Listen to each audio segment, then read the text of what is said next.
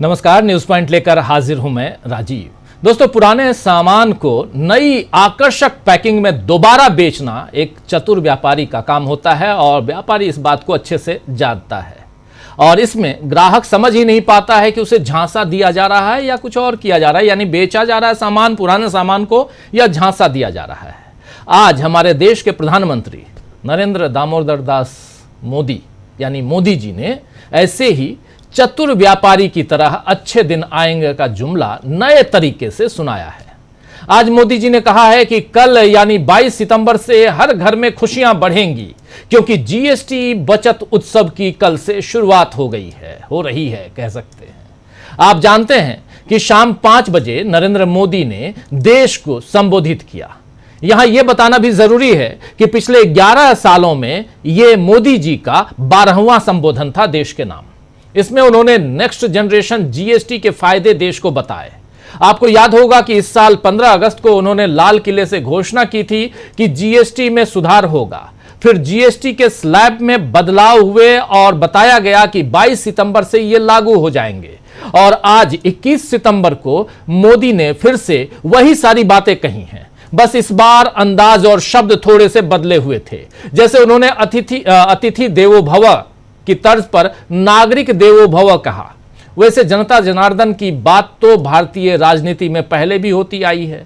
मोदी जी इसे संस्कृत में कहकर ऐसा बता रहे हैं मानो इन्होंने ही पहली बार जनता का दर्जा जो है वो अपने से ऊंचा रखा है। वैसे सोचने वाली बात यह है दोस्तों कि मोदी अब कह रहे हैं कि गरीब को फायदा होगा, एमएसएमई को डबल फायदा होगा, वन नेशन वन टैक्स का सपना साकार होगा।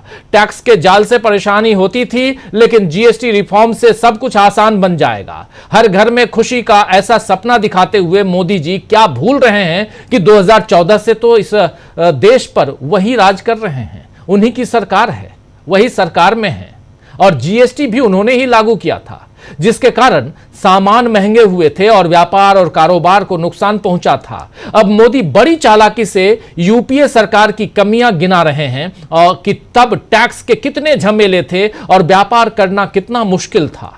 मोदी ने आज आत्मनिर्भर और स्वदेशी वाली बात को भी दोहराया है। कल गुजरात में भी उन्होंने यही कहा था और उन्होंने साफ साफ स्वदेशी अपनाओ, गर्व से कहो हम स्वदेशी हैं, स्वदेशी अपनाएंगे, इस टाइप की बात कर रहे थे आज नरेंद्र मोदी।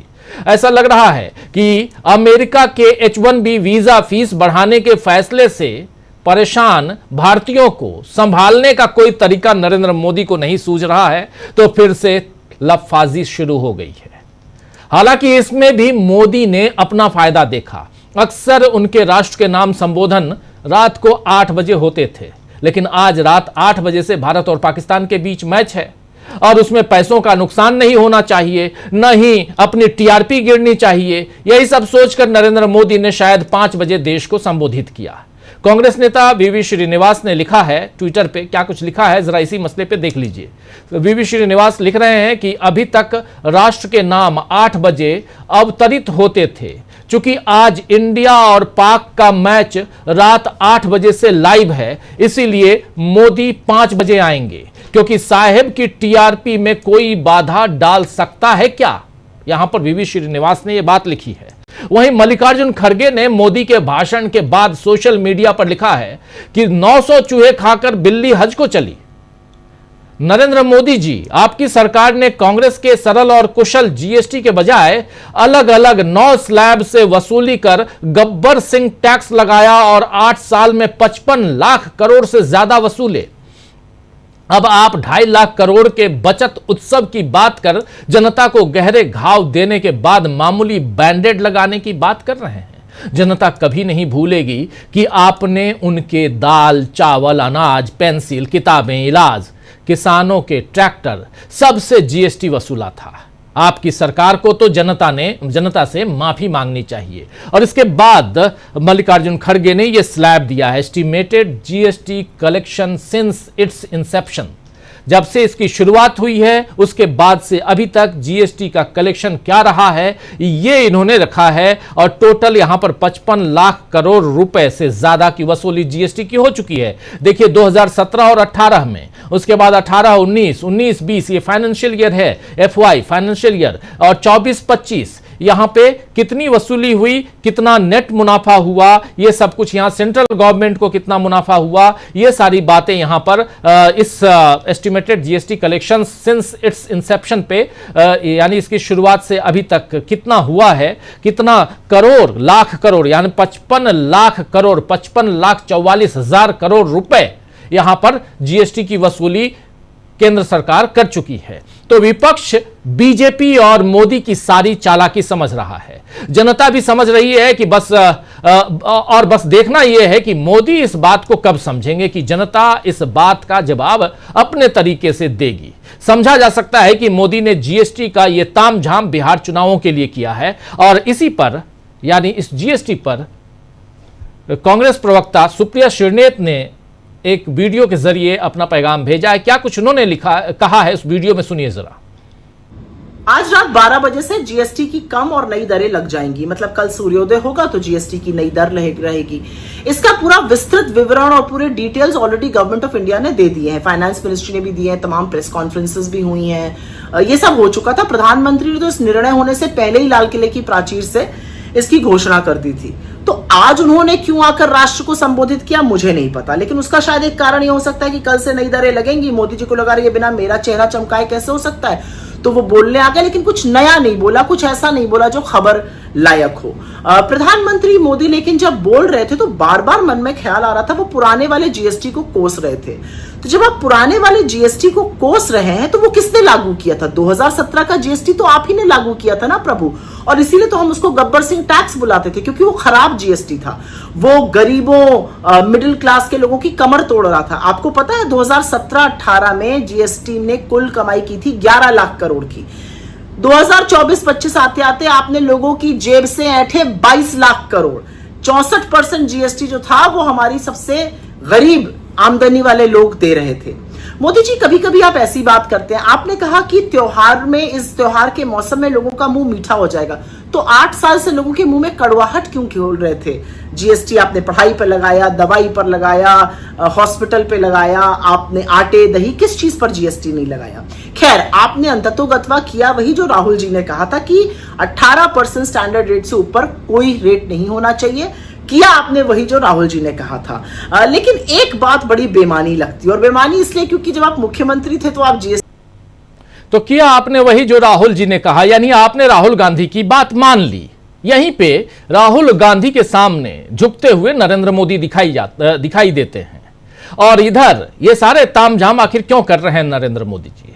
मोदी जी का ये तामझाम बिहार के चुनावों के लिए है, लेकिन इस बार बिहार बदलाव के लिए तैयार है, ऐसा विपक्ष का मानना है। आज तो कांग्रेस की तरफ से सीएम फेज को लेकर बड़ा दावा किया गया है। अखिलेश प्रसाद सिंह, कांग्रेस के नेता बिहार में, उन्होंने कहा है कि तेजस्वी यादव ही वही सीएम का चेहरा होंगे। अगर कांग्रेस पार्टी का नेता यह बात कह रहा है तो इसका मतलब है कि बिहार में सब कुछ ठीक चल रहा है। जरा सुन लेते हैं क्या कुछ कह रहे हैं यहां अखिलेश प्रसाद। एक तो सीटों का करेंगे क्या, सीट पार्टियां आश्वस्त हैं और किसी की तरफ से कोई उस तरह की कठिनाई आने वाली नहीं है महागठबंधन की सीटों में। और सीएम फेस को लेकर आप भी अपनी सीएम फेस को लेकर भी कोई दूसरा विकल्प है ही नहीं। तेजस्वी यादव जी सबसे बड़ा चेहरा है। क्या आपके लिए कोशिश करेंगे या नहीं, सब कोई बात, पहले आदमी सरकार बदले। अभी तो प्राथमिकता सबकी होनी चाहिए कि भारतीय जनता पार्टी और नीतीश जी का जो गठजोड़ है पहले उसको हराएं, सरकार बनाने का मार्ग प्रशस्त हो। तभी सब में क्या रखा हुआ है। तो दोस्तों यहां पे आपने देख लिया साफ साफ अखिलेश प्रसाद सिंह जो हैं वो कह रहे हैं, और यही कि हमको इसमें सीएम फेस को लेकर कोई किसी तरह का कोई प्रॉब्लम नहीं है। बार बार यहां कांग्रेस पार्टी को घेरने की कोशिश होती है, लेकिन कांग्रेस पार्टी भी क्लियर है यहां पर। तो एक तरफ बिहार, लेकिन बिहार चुनाव से पहले जीएसटी रिफॉर्म के नाम पर, एक बदलाव के नाम पर, और यह बदलाव वही जो राहुल गांधी चाहते थे। क्या यहां नतमस्तक हो गए हैं, यहां झुक गए हैं नरेंद्र मोदी? लेकिन बात तो आपने मान ली नरेंद्र मोदी जी ने। 5 बजे शाम को आकर, जो 8 बजे आते थे, 5 बजे इसलिए पहले बता दिया क्योंकि आज भारत और पाकिस्तान के बीच क्रिकेट मैच है, लोग देख नहीं पाएंगे, सुन नहीं पाएंगे नरेंद्र मोदी को। और ये सारी बातें पहले बता चुके हैं मोदी जी। वो लाल किले की प्राचीर से भाषण देने में बता चुके हैं। फिर जीएसटी पर जो मैराथन मीटिंग हुई 4 और 5 तारीख को, उसमें भी देश की फाइनेंस मिनिस्टर ऑलरेडी सब कुछ बता चुकी थी कि 22 तारीख से ये लागू हो जाएगा। उसके बाद तमाम अखबारों में लगातार रोजाना विज्ञापन दिए गए। सब कुछ बताने के बाद आज फिर आए तो क्यों आए? कुछ गड़बड़ लग रहा है क्या? लेकिन आए तो सब कुछ क्यों नहीं बताए? क्या छिपा गए नरेंद्र मोदी? देश से क्या छिपा रहे हैं? क्या सब कुछ बता रहे हैं? चलिए इन तमाम मसलों को जानने समझने की कोशिश करते हैं और इस न्यूज पॉइंट के जरिए, या यहां फंस गए हैं नरेंद्र मोदी। चलिए हमारे साथ कुछ वरिष्ठ साथी जुड़े हुए हैं, पहले उनसे परिचय करवाता हूं। 5 वरिष्ठ साथी जुड़े हुए हैं। जयशंकर जी जुड़े हुए हैं, प्रफुल्ल कोलखियान जी जुड़े हुए हैं, अमरेंद्र उपाध्याय जी जुड़े हुए हैं, प्रशांत टंडन जी और प्रेम कुमार जी। आप सबका स्वागत इस्तकबाल है। स्वागत इस्तकबाल अब तमाम दोस्त साथी शुभचिंतक आप सबका करता हूं, जो अब तक जुड़ चुके हैं उनका भी, जो जुड़ने वाले हैं उनका भी। सीधे जरा आना चाहता हूं प्रेम कुमार जी, ये जीएसटी समझ में आता है क्या? प्रेम कुमार जी आपको आता होगा तो नरेंद्र मोदी जी को जरूर आता होगा। जी देखिए राजीव जी, सब लोग भौचक थे कि क्या होने वाला है, भाई नरेंद्र मोदी जी ऐसा क्या करने वाले हैं, क्योंकि राष्ट्र के नाम जब जब संबोधन वो देते आए हैं तो जनता को परेशानी ही हुई है। नोटबंदी लाए थे, जीएसटी लाए थे, कोरोना के समय में भी देश के नाम संबोधन हुआ, हर बार जनता परेशान हुई, कभी सड़क पर पैदल चलना पड़ा, कभी कुछ। तो मैं भी आज सोच रहा था आज ऐसा क्या है, भाई कहीं इस्तीफा तो नहीं दे देंगे, ऐसा भी मन में आ रहा था। तो लोगों ने कहा नहीं इस्तीफा कैसे देंगे, ये तो इस्तीफा देने वाले व्यक्ति ही नहीं है। तो इस्तीफा तो परिस्थिति दिलवाती है, मगर हुआ जो है, जो बात लेकर के वो आए हैं, देश की आजादी का दूसरा उत्सव जीएसटी जब लागू किया गया था तो रात के 12 बजे मनाया गया था, और उस समय भी देश के नाम संबोधन नरेंद्र मोदी जी ने किया था। और आज जब वो कह रहे हैं तो ये करो या मरो से लोग जोड़ रहे हैं, स्वदेशी से जोड़ रहे हैं। नरेंद्र मोदी ने स्वदेशी से जोड़ा है, इस जीएसटी से वो राहत दे रहे हैं, राहत का उत्सव, बचत का उत्सव। ये बचत क्या है? दरअसल राहत है। अब तक तो जनता आहत हो रही थी जीएसटी से, अब जीएसटी से जनता को राहत मिलेगी। तो ये आहत किसने दिया? गब्बर सिंह टैक्स लेकर कौन आया? तो जाहिर बात है कि गब्बर सिंह टैक्स लेकर के नरेंद्र मोदी ही आए, और हर महीने हम अखबारों में, मीडिया में सुनते थे, इस महीने जीएसटी ने रिकॉर्ड बना दिया। पहले 1.25 लाख करोड़ का हुआ, फिर 1.5 लाख करोड़ की वसूली हुई, 2.25 लाख करोड़ की हुई, 2 लाख करोड़ भी पार कर गया। ये सारी चीजें हम जीएसटी में सुन रहे थे कि जनता से वसूला जा रहा है। ये जीएसटी था क्या? ये जीएसटी जनता के खून पसीने की कमाई वसूलने का एक तरीका इजाद किया गया कि अंबानी अडानी हो या रिक्शा वाला हो, सबको ब्रेड पर समान जीएसटी देनी होगी, दूध पर समान जीएसटी देनी होगी, जो कुछ भी खरीदिए वो देना होगा। ये जो अन्यायपूर्ण जीएसटी लागू की गई, जो गब्बर सिंह टैक्स जिसको राहुल गांधी ने नाम दिया, वो आज तक जारी है। और आज नरेंद्र मोदी जी क्या बोल रहे हैं? कह रहे हैं कि हमें इन क्षेत्रों में छूट मिलेगी। ये कौन से क्षेत्र हैं जिसमें छूट मिलेगी? तो घर बनाना आसान हो जाएगा, इलेक्ट्रॉनिक सामान खरीदना आसान हो जाएगा, स्कूटर या कार लेना आसान हो जाएगा, यात्रा करना आसान हो जाएगा, ये सब सस्ती हो जाएगी। तो रोटी खाना आसान होगा कि नहीं, दाल सस्ती होगी कि नहीं, सब्जी सस्ती होगी कि नहीं, थाली सस्ती मिलेगी कि नहीं, इस पर पूरी तरह से नरेंद्र मोदी जी खामोश रहे। कुछ बात उन्होंने नहीं कही। एमएसएमई का जिक्र किया उन्होंने, कहा कि एमएसएमई को डबल फायदा होगा। कैसे डबल फायदा होगा? बिक्री बढ़ेगी और टैक्स का बोझ कम होगा। भाई एमएसएमई का प्रोड्यूस जो है, उत्पाद बिक्री होगा तब तो उसका लाभ बढ़ेगा। तो आपने जो जिक्र किया उसमें तो कहीं भी एमएसएमई का प्रोड्यूस जो है, प्रोडक्ट है, उसका उत्पाद बढ़ने की चर्चा ही नहीं है। तो एमएसएमई कैसे मजबूत हो जाएगा? ये सबसे बड़ा झूठ जो है उन्होंने लिखा है। और फिर रिफॉर्म को बता रहे हैं, ये रिफॉर्म है? अगर ये रिफॉर्म है तो पहले डिफॉर्म था, जी ये अगर सुधार है तो पहले बर्बादी थी। ये नरेंद्र मोदी जी ने जो किया है, ये वास्तव में जैसे ही वो कहते हैं कि ये रिफॉर्म है तो हमें तुरंत समझ में आता है कि इससे पहले तक क्या था। इसलिए इस मायने में देखें तो नरेंद्र मोदी जी ने जो बोला है, जो अनाउंस किया है, वो अनाउंसमेंट दरअसल अपने पैर पर कुल्हाड़ी मारना या एक तरह से बैकफायर करने वाली बात जो है जिसको कहते हैं वो कही है। नरेंद्र मोदी जी ने कहा कि स्वदेशी के मंत्र को, स्वतंत्रता संग्राम में स्वदेशी के मंत्र ने ताकत दी थी, और आज फिर स्वदेशी की बात वो कर रहे हैं और कह रहे हैं कि मेड इन इंडिया और ये सब चीजें जो है स्वदेशी के दम पर हो सकती हैं।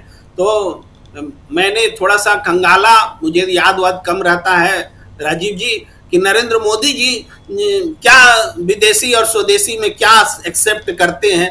तो मैंने ग्रोक बाबा को कहा कि नरेंद्र मोदी जी किन विदेशी वस्तुओं का इस्तेमाल करते हैं, जरा बताइए। तो भाई वो लाइन आ गया, जो कार का इस्तेमाल करते हैं वो BMW 760 Li जर्मनी का है। चश्मा इस्तेमाल करते हैं मेबैक आईवियर जर्मनी का है, बी विगारी इटली का है। पेन इस्तेमाल करते हैं मॉन्ट ब्लैक जर्मनी का है। घड़ी इस्तेमाल करते हैं मोवाडो स्विट्जरलैंड का है। सूट इस्तेमाल करते हैं जियोर्जियो अरमानी पहनते हैं, वो इटली का है। जूते पहनते हैं केनिथ कोल अमेरिका का है। फोन या टैबलेट इस्तेमाल करते हैं आईफोन आईपैड अमेरिका का है। विमान इस्तेमाल करते हैं बोइंग, वो भी अमेरिका का है। इसकी सीरीज बहुत लंबी है, लेकिन मैंने जो कुछ पढ़ करके ग्रोक बाबा की मदद से, ग्रोक बाबा ने जितना बताया वो आप बता रहे हैं, कुछ ग्रोक बाबा को भी पता नहीं होगा। जी, ये कैसा स्वदेशी है? आम जनता स्वदेशी करे और तुम विदेश में जाकर के विदेशी कपड़े पहनो, महंगी महंगी चीजें करो। अपने लिए कोई विदेशी नहीं, जनता के लिए स्वदेशी, अपने लिए स्वदेशी नहीं।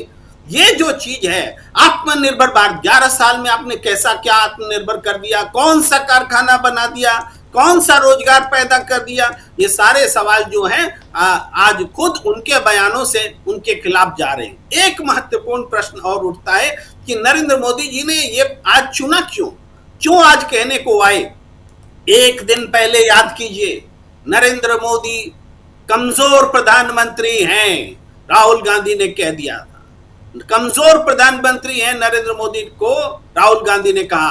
अब उनको बेचैनी हो गई। राहुल गांधी ने कहा कि हम इतने सबूत रख देंगे कि लोग कहेगा कि प्रधानमंत्री के नरेंद्र मोदी वोट चोरी करता है। अब नरेंद्र मोदी बेचैन हो गए, तो उन्होंने ये इसको एक रिफॉर्म बता करके जीएसटी को, गब्बर सिंह टैक्स को पेश करने का वो तय किया है। जी राजीव जी। जी बिल्कुल बिल्कुल। गब्बर सिंह टैक्स या जीएसटी जो भी कह लें, राहुल गांधी चूंकि गब्बर सिंह टैक्स कहते हैं, इसलिए जरा जल्दी से आना चाहता हूं प्रशांत टंडन जी आपके पास। इस पूरे मसले पे जरा क्या क्या छिपाते हुए नजर आते हैं नरेंद्र मोदी, जरा वो एक्सपोज करने की जरूरत है। यहां पे राहुल गांधी की बात मान रहे हैं, 2 स्लैब में ले आए, तीसरा स्लैब 40% को और पेप्सी ये सब पीना है तो आपको अब कल से महंगा खरीदना होगा, 40% देना होगा। दारू वारू जो पीते हैं आप लोग उसको तो कम कर ही दीजिए, लेकिन कोक यानी ठंडा, जिसको ठंडा मतलब कोका कोला, वो भी पीना हो तो उस पर भी 40% आपको देना होगा। लेकिन यहां पर जो बातें आज कह रहे थे उसमें क्या क्या नई बातें कह गए, और स्वदेशी की बात तो कह रहे हैं, लेकिन स्वदेशी की लिस्ट दे दी प्रेम कुमार जी ने यहां पे। ये मुख्य बात क्या है राजीव जी, जरा इसकी पीछे और आगे की राजनीति पे हम लोग बात करें। राष्ट्र के नाम संदेश जब प्रधानमंत्री देता है तो पूरा देश जो है वो सुनता है कि कुछ बड़ा होने वाला है। तो जब तीसरे टर्म में मोदी जी आए तब राष्ट्र के नाम संदेश नहीं हुआ। जब पहलगाम पे हमला हुआ, हमारे 26 लोग मारे गए, तब राष्ट्र के नाम संदेश नहीं हुआ। पाकिस्तान के साथ भिड़ंत हुई और जिस पे सीजफायर हुआ या आपने जीत हासिल की, उनके आतंकवादी अड्डों को गिराया, ध्वस्त किया, उस वक्त मोदी जी ने राष्ट्र के नाम संदेश नहीं दिया। अब राष्ट्र के नाम संदेश देकर आ रहे हैं जीएसटी के मामले पर, जबकि देश इस वक्त चिंतित किस बात से है? अमेरिका का टैरिफ। अमेरिका का H1B वीज़ा, और केवल ये H1B वीज़ा $1 लाख का कर दिया या GST को टैरिफ 50% कर दिया, इसकी बात नहीं है। बात केवल है कि देश के आत्मसम्मान की, कि उसका पूरा जो ट्रंप का तरीका है करने का, वो देश के आत्मसम्मान को चोट पहुंचा रहा है। आपको दोस्त कहता है और आप ही के लोगों को हथकड़ी पहना के भेजता है। आपको दोस्त कहता है और फिर 50% टैरिफ लगाता है। आपको बर्थडे विश करता है और उसके बाद H1B वीज़ा पे 1 लाख फीस कर देता है, यानी हमारे जो यंग इंजीनियर्स हैं वो नहीं जा सकते। देश ये चर्चा कर रहा है और मोदी जी दक्षिण जा रहे हैं। क्या मोदी जी पॉलिटिकल पल्स को से ग्रिप उनकी हट गई है? मोदी जी तो पॉलिटिकल आदमी है, दिन रात चुनावों में रहते हैं, दिन रात पॉलिटिक्स जीते हैं, सोते हैं, जागते हैं, पॉलिटिक्स करते हैं। देश की मुख्य धारा की पॉलिटिकल डिबेट से वो हट गए, उन्होंने एक कदम पीछे ले लिया। अब उनका कहना यह कि मैं देश की मुख्य धारा की पॉलिटिक्स में नहीं हूं। चुनाव लड़ेंगे, जीतेंगे, जो चुनाव आयोग का रोल है वो सब हम लोग रोज डिस्कस करते हैं। यहां बात कर रहा हूं कि जो पॉलिटिकल चर्चा देश में है, चाहे वो वोट की चोरी की बात हो, वो विपक्ष का मुद्दा है, तो उन सब मुद्दों को हटाकर आपने इसको चुना। एक और चर्चा हो रही है बहुत नेपाल के पास जेनजी की। तो जेनजी की चिंता क्या है? जो एस्पिरेशनल जेनजी वो क्या है? वो अमेरिका जाना चाहता है, वो आगे बढ़ना चाहता है जीवन में। उसके सामने पेपर लीक की समस्याएं है, उसके सामने पुलिस की लाठी है, उसके सामने नौकरी है, बेरोजगारी, लगातार स्कूलों की और कॉलेजेस की बढ़ती हुई फीस है, सीटें कम हो रही हैं मेडिकल में या उतनी नहीं बढ़ रही जितनी की आवश्यकता है। ये सारी समस्याएं जेनजी की समस्याएं हैं। तो मोदी जी ने पॉलिटिकल जो विमर्श है उससे किनारा कर लिया है। अब एक डेड इशू पे वो लेकर आ गए। डेड इशू इसलिए मैं कह रहा हूं कि अगर आप ये कह रहे हैं कि ये बचत उत्सव है, तो 2017 से अब तक जो आप कर रहे हैं, तो क्या वो लूट उत्सव था? उसको कौन लूट रहा जनता को? क्या वो मनमोहन सिंह लेकर आए थे जीएसटी? 2017 में तो मोदी जी लेकर आए थे। रात के 12 बजे पार्लियामेंट बैठी थी और रात में आपने पास करवाया था, विशेष सत्र में पास करवाया था जीएसटी। तो और उससे लोगों में त्राही थी। वो त्राही जो है 55 लाख करोड़ रुपए का तो सेंट्रल गवर्नमेंट को है, लेकिन हमारी जेब से तो वो भी गया 45 लाख करोड़ रुपया जो राज्यों के खाते में गया, जनता के पैसे से तो गया वो। तो उसका हिसाब कौन करेगा? उसको कॉम्पनसेट कौन करेगा? तो कुल मिला के ये कि राहुल गांधी ने जो कहा कि कमजोर प्रधानमंत्री हैं, और उस खबर पर कहा, उस ट्वीट के उसमें खबर लगी हुई है, उसमें वो H1B वीज़ा के बारे में है कि H1B वीज़ा पे मोदी जी और ट्रंप में कोई बातचीत नहीं हुई। उस खबर पर उन्होंने लिखा था पहले कि ये कमजोर प्रधानमंत्री, और कल फिर लिखा। तो वो रिस्पॉन्ड कर रहे हैं राहुल गांधी को, लेकिन इस पूरे प्रोसेस में वो देश की पॉलिटिकल पल्स से रिट्रीट कर रहे हैं, पीछे हट रहे हैं। ये मोदी जी के लिए उतना ही आत्मघाती होगा जितना ज्ञानेश कुमार की प्रेस कॉन्फ्रेंस थी। जी राजीव जी, ज्ञानेश कुमार जी की प्रेस कॉन्फ्रेंस हुई थी, आप लोगों ने नाम सुना होगा, आप लोगों ने, ज्ञानेश कुमार गुप्ता पूरा नाम है, ज्ञानेश कुमार ही लिखते हैं, लेकिन यहां ज्ञानेश जी जो हैं वो आगे निकले या मोदी जी आगे निकल गए? मोदी जी तो हमेशा आगे रहते हैं। 11 साल में 12वीं बार आज प्रेस कॉन्फ्रेंस माफी चाहूंगा, ये बड़ी बात मैं कह रहा हूं, प्रेस कॉन्फ्रेंस नहीं। हमारे साथ जुड़ गई हैं साधना भारती। साधना जी, आपका स्वागत है। कांग्रेस की राष्ट्रीय प्रवक्ता साधना जी को आज इसलिए स्पेशली इनवाइट किया है क्योंकि ज़रा इनकी प्रतिक्रिया बहुत ज़रूरी है। राहुल गांधी लगातार कहते रहे कि आप 2 स्लैब लेके आइए, जीएसटी गब्बर सिंह टैक्स है, और उसके बाद नरेंद्र मोदी आज ढोल पीट रहे हैं। कैसे काउंटर करने जा रही है कांग्रेस, ज़रा समझते हैं साधना जी के ज़रिए। साधना जी, आवाज़ आ रही है? जी, मेरी आवाज मिल रही है क्या आपको? जी जी जी, बिल्कुल आ रही है। मेरी बात आप सुन रही होंगी, अगर तो सीधे जवाब पे ही आ जाइए या सवाल दोहराऊं दोबारा?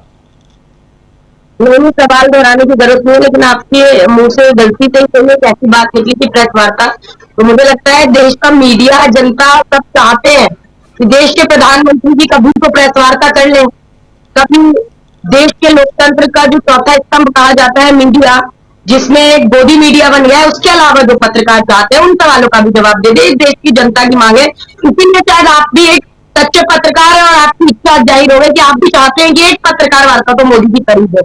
खैर, आज जो प्रधानमंत्री मोदी जी ने भाषण दिया, देखिए मुझे लगता है सबसे जरूरी बात है कि उनके भाषण की, मुझे नहीं लगता कि किसी को कोई उनके भाषण का इंतजार, क्योंकि सबको पता है वो क्या बोलते हैं। सब जानते हैं कि कोई जनहित से जुड़े हुए मुद्दों पर बात नहीं करते। उन्होंने जीएसटी की बात की, लेकिन गब्बर सिंह टैक्स लेकर आए थे। मुझे आज भी याद है जब ये टैक्स लागू किया गया था तो मैं एक स्टूडियो में बैठी थी एक न्यूज चैनल पे, और देर रात इसको जारी किया गया और बड़े ही लब्बो लुबाब के साथ इसको लाया गया। कहा जा रहा है कि भाई अब 2.5 लाख करोड़ का कोई मुनाफे की बात कह रहे थे मोदी जी। तो ये ना एक ऐसी बात हो गई आदरणीय राजीव जी कि एक बस में एक व्यक्ति चढ़ा और उस बस के अंदर उस व्यक्ति की चढ़ते ही उसकी जेब में 1 लाख रुपए थे, तो उसकी जेब कट गई, 1 लाख रुपए चोरी हो गए। और जिस चोर ने 1 लाख रुपए चुराए थे वही उस व्यक्ति से कहने लगा कि अरे क्या तुम्हारे 1 लाख रुपए चोरी हो गए? कोई बात नहीं, चोरी हो जाने दीजिए, पकड़ो 10 रुपए और जाओ, घर जाने की टिकट तो आ ही जाएगी। तो जेब जिसने काटी, इतने साल 22 लाख करोड़ रुपए इन लोगों ने जीएसटी के नाम से मोदी सरकार जनता से वसूल करती रही। 64% देश का गरीब तबका, जिसकी सबसे कम आमदनी है, उस व्यक्ति की जेब से जीएसटी जाती रही। राहुल गांधी जी लगातार आपसे नहीं करे, 2016 से करें क्योंकि भाई हम जीएसटी एक गलत तरीके से जीएसटी लागू की गई है, गब्बर सिंह टैक्स है, ये लोगों पर एक बोझ है। लेकिन चलिए, देर आए दुरुस्त आए, लेकिन ये क्यों आए? क्योंकि चुनाव स्तर पे आए, इसीलिए दुरुस्त आ गए। लेकिन मुझे लगता है जो राहुल गांधी जी ने कहा उसको तो मानना पड़ा है मोदी सरकार को, चाहे वो जातिगत जनगणना का मुद्दा रहा हो और चाहे अब वो जीएसटी को लेकर मुद्दा रहा हो। तो मुझे लगता है ये तो तस्वीर साफ हो गई कि सरकार चाहे इनकी हो, लेकिन सिस्टम जनता का चलता है और जनता का सिस्टम के साथ आज राहुल गांधी जी खड़े हुए हैं और उस आवाज को जब जोरदार तरीके से उठा रहे हैं, चाहे वो वोट चोर गद्दी चोर हो, चाहे गब्बर सिंह टैक्स पर बात हो, चाहे सामाजिक न्याय को लेकर जातिगत जनगणना की बात हो, हर उस पहलू पर, हर मुद्दे पर राहुल गांधी जी आज खड़े उतरे हैं। ये बात तो स्वयं मोदी जी ने साबित कर। जो दूसरी बात जरूर कहेंगी, मोदी जी आज कह रहे थे स्वदेशी पहनो, अरे विदेश का चश्मा लगाने वाले, विदेशी गाड़ी में घूमने वाले, विदेश से हवाई जहाज मंगाए 8,000 करोड़ के विदेशी जहाजों में हवाई यात्राएं करके आसमानी आनंद का लुत्फ उठाने वाले मोदी जी स्वदेशी की बात करते हैं। पहले भाई खुद को स्वदेशी बन जाए आदरणीय मोदी जी, पहले वो जो बातें कहने का काम करते हैं दूसरों से, पहले स्वतः अपने ऊपर उन्हें लागू कर ले, उसके बाद किसी से कहने का काम। तो मुझे लगता है आज तो तस्वीर साफ है आदरणीय राजीव जी। जरा ये समझना चाहता हूं आपसे कि कांग्रेस के ऊपर आरोप लगा रहे हैं लगातार, यूपीए की सरकार ने ऐसा किया वैसा किया, टैक्स रिफॉर्म नहीं किया, बहुत दिक्कत होती थी व्यापारियों को, ये सारी बातें कह रहे थे नरेंद्र मोदी आज। लेकिन यहां आपसे समझना चाहता हूं कि इन तमाम बातों को अब जब आज नरेंद्र मोदी ने जनता के बीच पहुंचाया है तो कांग्रेस कैसे काउंटर करेगी? क्या कर रही हैं आप लोग? मुझे लगता है स्वयं जनता काउंटर कर रही है आदरणीय राजीव जी। आज स्वयं जनता से इनका 1 to 1 हो गया। कारण ये देखिए, इन्होंने कहा कि जीएसटी को लेकर आए थे, हमने तो शुरू से इसका विरोध किया ना, हमने तो जीएसटी को हमेशा गब्बर सिंह टैक्स कहा। उस पर भी कहीं ना कहीं बीजेपी की प्रतिक्रिया ये थी कि भाई क्यों कहा जाता है। हम तो जनता के बीच सच्चाई को लेकर जाएंगे। 2017-18 तक मोदी सरकार ने जीएसटी की कुल कमाई 11 लाख करोड़ थी, 24-25 तक वो 22 लाख करोड़ हो गए। ये कह रहे हैं कि 2.5 लाख करोड़ का हम बचत कर रहे हैं, बचत उत्सव। तो ये बचत उत्सव जो है ये जनता के लिए बचत उत्सव है, क्योंकि ये बचत मोदी सरकार को हुई है। जो ये बड़े बड़े उद्योगपति जितने इनके मैं तो नाम बार बार लेती हूँ, अडानी की इनको जेब भरनी है पीछे के दरवाजे से। और अभी तो बीच में आपने देखा होगा एक ऐसा ऑर्डर सामने आया कि जी अडानी जी के खिलाफ तो कोई बोल ही नहीं सकता। लोकतंत्र के अंदर जो फ्रीडम ऑफ स्पीच है, क्या उसका कोई मतलब नहीं रह गया? देश के अंदर अगर कोई भ्रष्टाचार करता है, कोई व्यक्ति अचानक से बड़ी बड़ी चीजों पर जिसका कब्जा अचानक हो जाता है, जिन्हें बड़े बड़े टेंडर मिल जाते हैं, जिन्हें बिहार के अंदर 1,01,000 रुपए प्रतिवर्ष की दर पर जमीनें दे दी जाती है, 10 लाख पेड़ दे दिए जाते हैं, तो उन पर कोई सवाल ना पूछा जाए। बिहार के लोगों को लूटने का प्रयास किया जाता है तो उनसे कोई सवाल ना पूछा जाए। तो ऐसा लोकतंत्र में तो मुझे लगता है नहीं होता। तो यही बातों को लेकर हम काउंटर करते हैं और करेंगे। और मुझे लगता है अब तो जनता जागरूक हो रही है, चाहे वो बहुसंख्यक वर्ग हो देश का, वो भी जागरूक हो रहा है अपनी सामाजिक न्याय की लड़ाई को लेकर। दूसरी बात आपको ध्यान होगा कि 2023 में उच्चतम न्यायालय ने एक जजमेंट दिया और उन्होंने ये कहा कि भाई जो चुनाव आयुक्त जो चयन होंगे, मुख्य चुनाव आयुक्त और 2 अतिरिक्त चुनाव आयुक्त जो चयन होंगे, वो प्रधानमंत्री की, विपक्ष के नेता के उससे और मुख्य न्यायाधीश के उससे होंगे, जब तक कि सदन के अंदर कोई कानून पारित नहीं होता तब तक के हिसाब से। 2023 में ये जजमेंट आई। 2024 में चुनाव से पहले ही इन्होंने आनंद फानंद में अध्यादेश भी लेकर आ गए। तो मुझे लगता है जो कहीं ना कहीं वोट चोरी का इन्होंने तभी से अपना एक गणना कर ली, एक जो मन के अंदर एक कहते हो ना कि प्लानिंग कर ली, प्री प्लान हो गए पूरी तरह कि हमें कैसे करना है। तो इस कदम के उसको अंदर लेकर आया, उन्होंने कानून बना दिया, उसको पारित करने का काम किया कि एक जी प्रधानमंत्री भी होंगे, एक उनके द्वारा नियुक्त मंत्री होंगे और एक विपक्ष के नेता होंगे। तो ये तो सभी जानते हैं, मेजोरिटी जिनकी तरफ होगी तो कार्यपालिका जो एक तरीके से जो हावी हो जाएगा एक पक्ष, तो उनके हिसाब से चुनाव आयुक्त बनेंगे। मुख्य चुनाव आयुक्त होम मिनिस्ट्री के अंदर ज्वाइंट सेक्रेटरी रहे, उन पदों पर पदस्थ रहे और होम मिनिस्ट्री के अंदर। तो आप ये बताइए कि क्या ये पारदर्शिता है? और जबकि जो ऑर्डर 2023 में सुप्रीम कोर्ट के द्वारा दिया गया, उसमें 25 बार इस बात का जिक्र था कि ऐसा चुनाव आयुक्त हो जिस पर लोग विश्वास कर सके, लोगों का भरोसा हो। तो ऐसे चुनाव आयुक्त जो वोट चोरी कराने का काम करते, अपनी सरपरस्ती में चुनाव करा, तो क्या ऐसे चुनाव आयुक्त जब पारदर्शी का क्या उसके तो मैं तो इसीलिए कह रही हूँ, बार बार कहती। आवाज आ रही है आपको? जी, आपकी आवाज कट रही है बीच बीच में, अपनी बात पूरी कीजिए। जी, मैं कह रही हूँ कि ऐसे चुनाव आयुक्त जब चुनाव कराते तो मुझे नहीं लगता पारदर्शिता है। तो हम ये चाहते हैं कि भाई अगर वोट चोरी हुई है तो फिर तो मोदी जी भी वोट चोरी के ही प्रधानमंत्री बने हुए हैं, क्योंकि भाजपा के ही अनुराग ठाकुर जी प्रेस वार्ता करके 1 सीट का नहीं 21 सीट का ब्यौरा उन्होंने दे दिया। और उन्होंने ब्यौरा देते हुए ये कहा कि भाई इतनी जगह पर इतने फर्जीवाड़े को उन्होंने एक्सेप्ट किया है, स्टैंप लगाई। अगर फर्जीवाड़ा हुआ है तो वोट चोरी के प्रधानमंत्री जी है, तो सबसे पहले तो प्रधानमंत्री जी इस्तीफा दे दे। और नीतीश कुमार जी तो खैर अब तो चुनाव ही आ गया, लेकिन इस्तीफा दे देना चाहिए। तो मुझे लगता है कि अब वोट चोर है तो गद्दी तो छोड़नी पड़ेगी। और कहीं ना कहीं मोदी जी को इसका डर साफ उनके चेहरे पर भी झलकता है, उनके अंदर उनकी बातों में भी झलकता है। तो ये सब जितना भी है सब मैनिपुलेशन करने की कोशिश है, मुख्य मुद्दों से भटकाने की कोशिश है। मगर हाँ, जीएसटी पे जो ये इन्होंने किया है, जो रियायतें दी है, लेकिन इसका श्रेय पूरा का पूरा मुझे लगता है आदरणीय राहुल गांधी। जी साधना जी, आवाज बीच बीच में कट रही है, कोई बात नहीं, जरा आगे बढ़ते हैं। जयशंकर जी आपके पास आना चाहता हूं। जयशंकर जी, यहां सवाल यह है कि प्रधानमंत्री नरेंद्र मोदी आकर राष्ट्र को संबोधित करके गए, लेकिन राष्ट्र के नाम संबोधन में राष्ट्र को मिला क्या? कुछ नया था क्या उसमें? लाल के फिर से गिना देता हूं, हमारे जो साथी बाद में जुड़े होंगे। लाल किले की प्राचीर से वही बात कही, जीएसटी रिफॉर्म की, फिर फाइनेंस मिनिस्टर ने प्रेस कॉन्फ्रेंस रात को 10 बजे किया, रात को 10 बजे कि हम ये करने जा रहे हैं, हमने 2 स्लैब लिया, रात को 10 बजे। उसके बाद आज फिर आ गए प्रधानमंत्री। उससे पहले आपने तमाम अखबारों में, मीडिया और टेलीविजन चैनल्स में सब में विज्ञापन दिए, ढेरों वहां पर आपने डिबेट्स करवाए, सब कुछ हुआ, और फिर आज आए। तो बताना क्या चाह रहे हैं? अगर कुछ नया बताना चाह रहे हो तो या इसके पॉलिटिकल मायने हैं, तो वो बताइए। नहीं, अब उनको कोई सुनना भी नहीं चाहता है। सबसे बड़ी बात तो ये है, मुझसे भी किसी ने कहा था तो उन्होंने कहा भाई मेरी इतनी नहीं है क्षमता कि मैं उनको इतनी देर तक झेल सकूंगा। तो दरअसल बात तो ये सबको मालूम है क्या कहने वाले हैं, क्यों कहने वाले हैं। अब आज जीएसटी के बारे में जिस ढंग से वो बोल रहे थे, कल देखिए, कल से नवरात्र शुरू हो रहा है, तो वो एक खास वर्ग को एक मैसेज देना चाहते हैं कि देखिए, देखो जी, हमने दिवाली और दशहरा और आपका धूमधाम से मनाने की व्यवस्था कर दी है। जीएसटी में स्लैब्स बहुत घटा दिए हैं, अब लोगों को इतना खुशी मिलेगी, खुशियों की सौगात मिलेगी।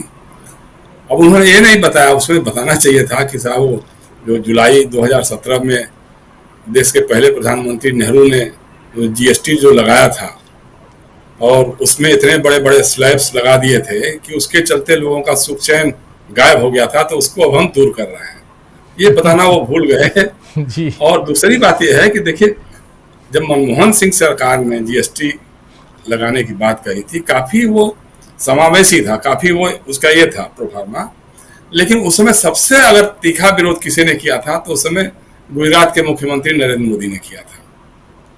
और मतलब ऐसा है, देखिए, अगर आप देश की राजनीति पर थोड़ा सा अगर गौर करना शुरू करें और खासतौर से मोदी जी पर फोकस करना शुरू करें, तो ऐसा बेशर्म और बेह आदमी मतलब हर बात कब क्या बोल देंगे, जो आज बोल रहे हैं कल उसके उलट सीधे बोल देंगे। और एक बार भी उनको ये नहीं होगी कि साहब हम तो ऐसा बोले थे, इसके पहले तो ऐसा बोले थे हम। जो जो उन्होंने जिस चीज का विरोध किया उसको जाकर के वही को अमल किया। जो राहुल गांधी कहते हैं वही जाकर के साबित होता है। अब आप कुछ भी कह लीजिए, लेकिन चूंकि उनके साथ एक चुनावी जीत का आवरण उनके साथ चिपका हुआ है कि वो चुनाव जीतते जाते हैं, तो उसी को बार बार किसी न किसी बहाने वो फोकस करना चाहते हैं, उसको ये करना चाहते हैं। अब सवाल यही है कि भाई, अगर 2017 से लेकर के अभी तक जो जीएसटी खराब स्लैब्स थे, बहुत हेवी स्लैब्स थे जी, तो आप एक बार बता दीजिए, लोगों से कहिए कि मैं माफी मांगता हूं कि हमने जो पहले 2017 में जो लागू किया था आधी रात को दूसरी आजादी का जश्न मनाते हुए, वो हमारी गलती थी, बहुत ऐतिहासिक गलती थी। आर्थिक समझ हमको नहीं थी, हमने बेवजह लोगों पर इतने टैक्स ढा दिए थे। राजीव जी, पहले होता था जब आयकर पर लोगों की निगाहें टिकी होती थी, इनकम टैक्स स्लैब्स पे निगाहें टिकी होती थी, लोग इंतजार करते थे कि बजट आएगा तो बजट में कितना मध्यम वर्ग को या किसको अपर मिडिल क्लास को या किसको कितना मिलेगा, किसको नहीं मिलेगा। अब तो इनकम टैक्स का कोई मतलब ही नहीं रह गया। अब हमको लगता है कि जीएसटी का भी कोई बहुत मतलब नहीं रह गया है। अगर आप गणना करना शुरू करें कि एक आम आदमी कितने तरह के टैक्स देता है, सड़क पे चले तो टैक्स, कहीं गाड़ी पार्क करे तो टैक्स, बीमा कराए तो टैक्स, कौन सा काम ऐसा रह गया है जिसमें आम आदमी को, जिसकी कोई आमदनी नहीं है उसको भी टैक्स देना है जी। हमारे जैसे लोग जिसको 1650 रुपए की पेंशन मिलती है ईपीएफओ से, वो भी हमारी जो गाड़ी कमाई का पैसा जमा हुआ था उसी पे ब्याज जोड़ करके ईपीएफओ ले देते हैं, उस पर भी उतना ही टैक्स लगेगा, अडानी साहब पर भी उतना ही टैक्स लगेगा। तो ये एक मतलब कोई भी इसमें सम्यक बात जो समझ में, जैसे आप उम्मीद तो यही थी कि आज अगर कुछ बात करेंगे कुछ नए ढंग से, जैसा अभी प्रशांत कह रहे थे, बिल्कुल सही कह रहे थे भाई। ट्रंप ने जिस ढंग से दोस्त कह करके आपके गाल पे तब लगातार तमाचा मारा है, उसका आप जिक्र करते, उसके बारे में बताते कि भाई आप मत डरिए, 1 करोड़ रुपए करीब, मतलब 88 लाख रुपए जो बच्चों को देना पड़ेगा H1B वीजा के लिए, उसके लिए हम कुछ करने वाले हैं, कुछ नया कुछ सोचने वाले हैं, या 50% जो टैरिफ है वो कैसे हटेगा उसके बारे में कुछ बात करते, अमेरिका के साथ रिश्तों के बारे में बात करते, ये भी बताते कि हम कैसे अमेरिका को छोड़ के फिर रूस और चीन की तरफ दौड़े हैं। और फिर रूस और चीन के बाद जब अमेरिका ने कहा कि नहीं मोदी बहुत बढ़िया प्रधानमंत्री, हमारा दोस्त है, तो आपने कहा कि बहुत शुक्रिया, बहुत बढ़िया, ट्रंप से बढ़िया कोई हो ही नहीं सकता है, अमेरिका से तो हमारे पुराने ही प्रगाढ़ रिश्ते रहे हैं। तो लोगों को ये लगा था कि इसके बारे में आज वो कोई खुलासा करेंगे। और जिस ढंग से हमको याद है, अभी 2-1 दिन पहले की बात है, हमारे घर मतलब बच्चियां जो हैं वो कोई अमेरिका से आई थी, कैसे इतनी परेशान हो गए थे लोग H1B वीजा के नाम पे कि वो प्लेन में बैठ रहे हैं, क्या करें, कैसे करें, क्या नहीं करें, कि उनको जाते ही जाते वहाँ पैसा देना पड़ेगा। अब हालांकि अब 10 तरह की चीज़ें आ रही हैं, कोई कह रहा है कि नहीं जो पुराने वाले हैं उन पर नहीं लगेगा, बातों का खुलासा आपको करना चाहिए था, ये लोगों की उम्मीद थी, तो आपने तो किया नहीं। और दूसरी बात जो उन्होंने स्वदेशी और आत्मनिर्भर, ये भी एक बेशर्मी की इंतहा है। जैसा अभी कहा ना प्रेम कुमार ने, ये बात हम लोग भी बार बार सोशल मीडिया पर लिखते भी हैं, बोलते भी हैं, सब जगह बोलते हैं कि भाई आपने कहा कि दुकान में स्वदेशी होना चाहिए, उसके साथ ये भी कह देते हैं कि शरीर पर विदेशी होना चाहिए, और खासतौर से मेरे शरीर पर विदेशी होना चाहिए। भाई एक पंडित जी के बारे में कहावत होती थी ना कि वो जाके प्रवचन दे रहे थे कि ये करना नहीं चाहिए, ये नहीं खाना चाहिए, वो नहीं खाना चाहिए, और जब घर में गए तो कहा लाओ लाओ वो सब लाओ, तो कहा अरे अभी आप भाषण कर रहे थे, वहां सबको समझा रहे थे, तो कहा अरे श्रीमती जी वो चौके की बात थी, ये चौकी की बात है। चौकी पर कुछ बोला जाता है, चौके पर कुछ बोला जाता है, तो मोदी जी उसी को लागू कर रहे हैं। मतलब लोगों से कहेंगे कि भैया स्वदेशी करो, दुकान वालों से कहेंगे नहीं स्वदेशी बेचो, और खुद जो है वही जैसे अभी गिनाया, वो तो लिस्ट बहुत लंबी है, सबके पास है वो लिस्ट, तो लेकिन उस पर जरा सा भी उनको लाज हया नहीं आती है कि साहब हम भाई उदाहरण सेट करना चाहिए ना, देश के प्रधानमंत्री को उदाहरण सेट करना चाहिए कि देखो हमने सब त्याग कर दिया, सब छोड़ दिया, देखो ये मेबैक का चश्मा है, ये कौन सा जूता है, ये कौन सी घड़ी है, मोब्लांक का कलम है, BMW से अब हम नहीं चलेंगे, भारत में जो कार बन रही है अब उस कार से हम चलेंगे, तो ये करना चाहिए। अगर कर दें तो बहुत बड़ी बात हो जाती है, तो लोगों को लगेगा कि हाँ साहब जब हमारा प्रधानमंत्री इस तरह की बात कर रहा है और उस पर अमल कर रहा है तो हमको भी करना चाहिए। लेकिन ये तो पर उपदेश कुशल बहुत तेरे, दूसरों के लिए आप उपदेश दे रहे हैं और खुद उसी पे ही कर रहे हैं। तो ये असल बात क्या है कि देखिए बिहार से जो सूचनाएं आ रही हैं वो बहुत अच्छी नहीं है भारतीय जनता पार्टी के लिए या उनके आरजेडी ये NDA राजग के लिए बहुत अच्छी सूचनाएं नहीं है। तो एक तो आप देखेंगे अगर तो हाल के एक आध सप्ताह के अंदर में नीतीश कुमार ने चुनावी सौगातों की बौछार की है, किसको दे रहे हैं 10,000 रुपये मिलेगा तो किसको 5,000 देंगे। भाई 5 साल तक आपने क्यों नहीं किया ऐसा? अगर आपके पास खजाने में पैसा है सब कुछ तो आप ये पहले भी जी जयशंकर जी, मैं थोड़ा आपको रोकना चाहूंगा। इसके पॉलिटिकल सिनेरियो इसका क्या हो सकता है, इसके पीछे की पॉलिटिक्स क्या है, इस पे बात करते हैं। थोड़ा सा पहले इस पे आ जाते हैं, दोबारा सेकंड राउंड में हम पॉलिटिक्स पे ही बात करेंगे। प्रफुल्ल जी के पास आता हूं। प्रफुल्ल जी, क्या छिपा रहे हैं नरेंद्र मोदी यहां पे और क्या बता रहे हैं? देखिए सब कुछ विदेशी करते हैं लेकिन मखाना तो बिहार का ही खाते हैं। बिहार का मखाना उनको स्वदेशी बना देता है। सर अभी बिहार में चुनाव है, प्रेम कुमार सर को तो याद होगा, कहे थे कि रोज कितना मखाना खाते हैं, अभी तो बोर्ड भी बना दिया है। देखिए मामला क्या छिपा रहे हैं इस पर मैं आता हूं। देखिए 1 जुलाई 2017 को ढोल ढाक बजा करके GST लागू किया, दूसरी आजादी लाई इन्होंने। वित्त मंत्री कौन थे? अरुण जेटली। इलेक्टोरल बॉन्ड आया 2017-18 में, वित्त मंत्री कौन थे? अरुण जेटली। और प्रधानमंत्री आज जिसे राष्ट्र के नाम संबोधन करने के लिए आए थे, संबोधन करने के लिए कुछ था नहीं, और क्यों इतनी जल्दी खत्म हो गया? वो इसलिए कि यह संबोधन का अवसर नहीं था, यह सफाई का अवसर था। राष्ट्र के नाम उनको अपनी सफाई देनी चाहिए थी राष्ट्र को कि GST उन्होंने क्यों लागू किया था और क्यों खत्म किया, और वित्त मंत्री का संयुक्त बयान होना चाहिए था। दोनों साथ आते और सफाई देते कि क्या गड़बड़ी हुई थी और क्या गड़बड़ी हुई और कहां से इसको हम उसको क्या करते हैं। तो ये संबोधन नहीं, सफाई का अवसर था, और सफाई के अवसर को उन्होंने गंवा दिया। छिपाया क्या? आपको याद होगा, मैं याद दिलाता हूं 2008 का संदर्भ। 2008 में जब ये गुजरात के मुख्यमंत्री थे तब इन्होंने कहा था कि गुजरात केंद्र को 40,000 करोड़ रुपए का योगदान करता है और इसको बदले में 2.5% भी इसको केंद्र से सहयोग नहीं मिलता है। तो इन्होंने केंद्र को कहा था योजना के संदर्भ में कि केंद्र यह बताए कि भारत का राज्य बने रहने के लिए केंद्र को कितना फीस चाहिए। इस बात को छिपा रहे थे कि 2008 में उन्होंने क्या कहा था। ये ठीक है कि अगर GST लगा और GST आज कम हो रहा है तो हमारे जो रेवेन्यू अर्निंग है देश का उस पर भी तो असर पड़ेगा। मुसीबत यहाँ नहीं है कि जीएसटी कितना आप लगा रहे थे, मुसीबत ये है कि जीएसटी लगा करके आपने कारोबार के को समाप्त करने की कोई चिंता नहीं की। आपने सरकार के राजस्व का अनाप शनाप इस्तेमाल किया, जो रेवेन्यू मिसयूटिलाइजेशन का आपने रिकॉर्ड बना दिया। कितने कर्जा पर आप आए थे और कितना जो फॉरेन हमारे पास डेप्ट हो गया है।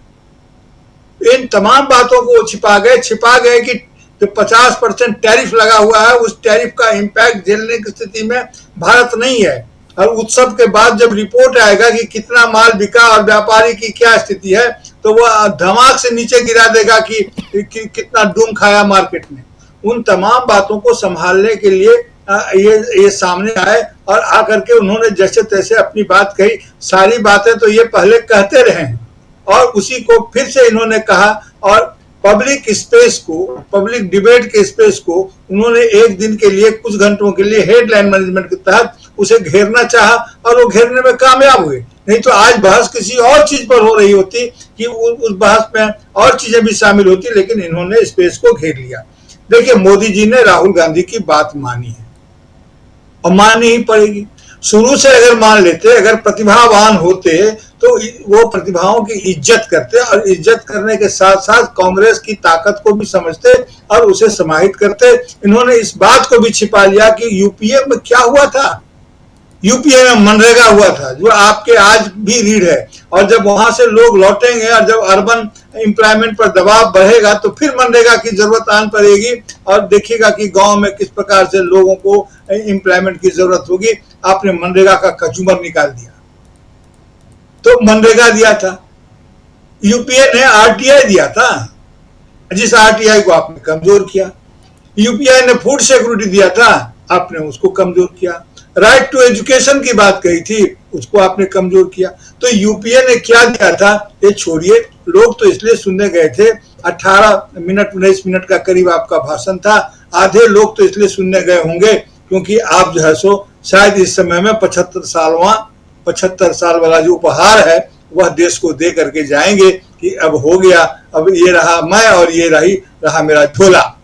लेकिन नहीं, ऐसा नहीं हुआ, क्योंकि आप तो जानते ही हैं कि जब तक मजबूर नहीं होंगे तब तक जाएंगे नहीं। तो ये किया गया और ये करने में इन्होंने बार बार, अभी सर लोग कह रहे थे कि इन्होंने अपने को बैकवर्ड कहा। ठीक है, आपने कहा, लेकिन आपने सामाजिक न्याय की संभावनाओं को पूरी तरह से क्षतिग्रस्त करने में कोई कोर कसर नहीं छोड़ रखी है।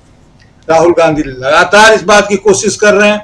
आज अगर चुनाव पर नहीं बात हो रही है, आज अगर दूसरी चीजों पर नहीं बात हो रही है, बिहार की राजनीति पर नहीं बात हो रही है, बिहार में लोग बार बार कह रहे हैं, फिर उठा करके वही मुद्दा लाए हैं कि मोदी जी की मां को गाली दिया।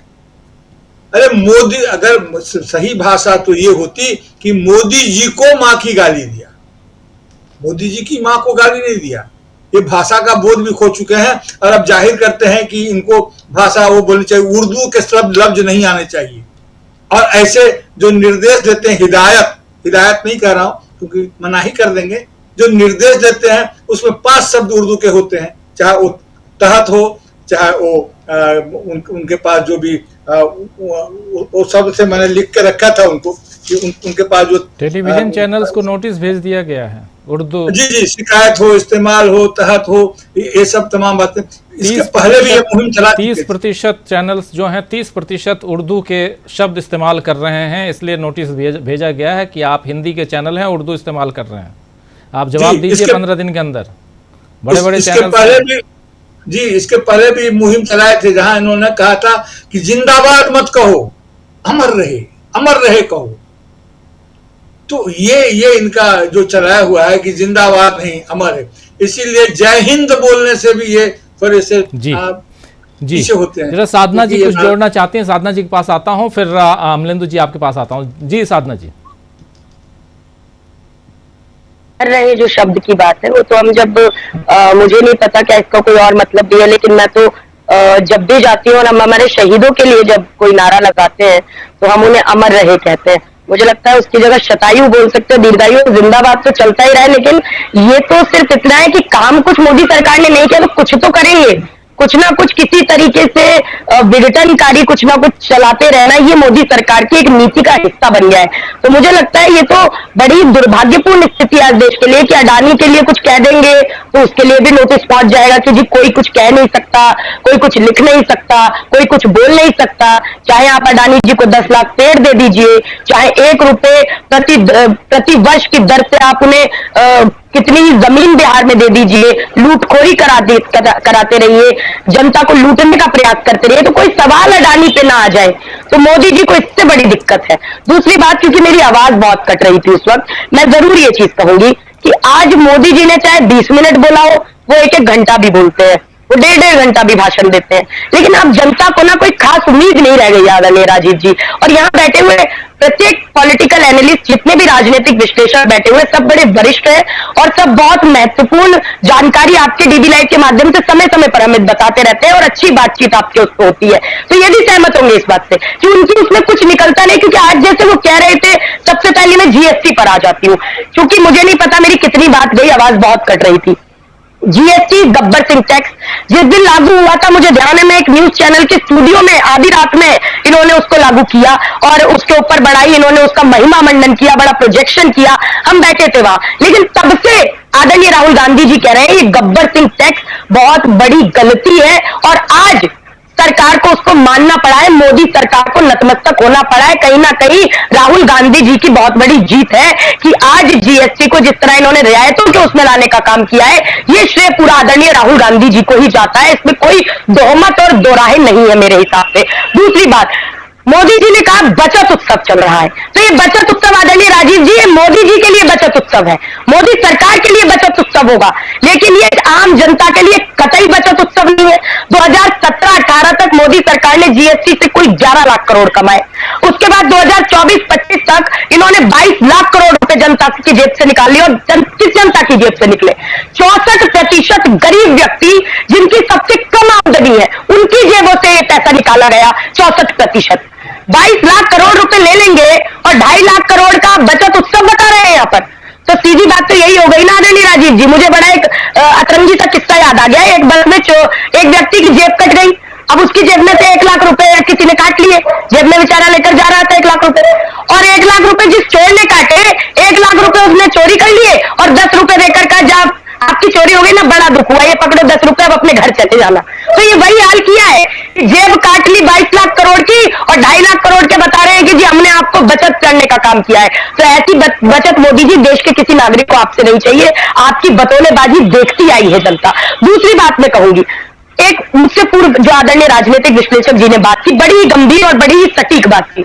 उन्होंने कहा चूंकि आज आदरणीय मोदी जी ने इतना समय इस पर बात की तो न्यूज चैनल की हेडलाइन बन गई। ये तो कोई आश्चर्य की बात नहीं है, न्यूज चैनल की हेडलाइन वही बनती है जो आदरणीय मोदी जी या उनकी पार्टी चाहती है, उन्हीं पर डिबेट होती है, मुख्य धारा का मीडिया वही डिबेट करता है।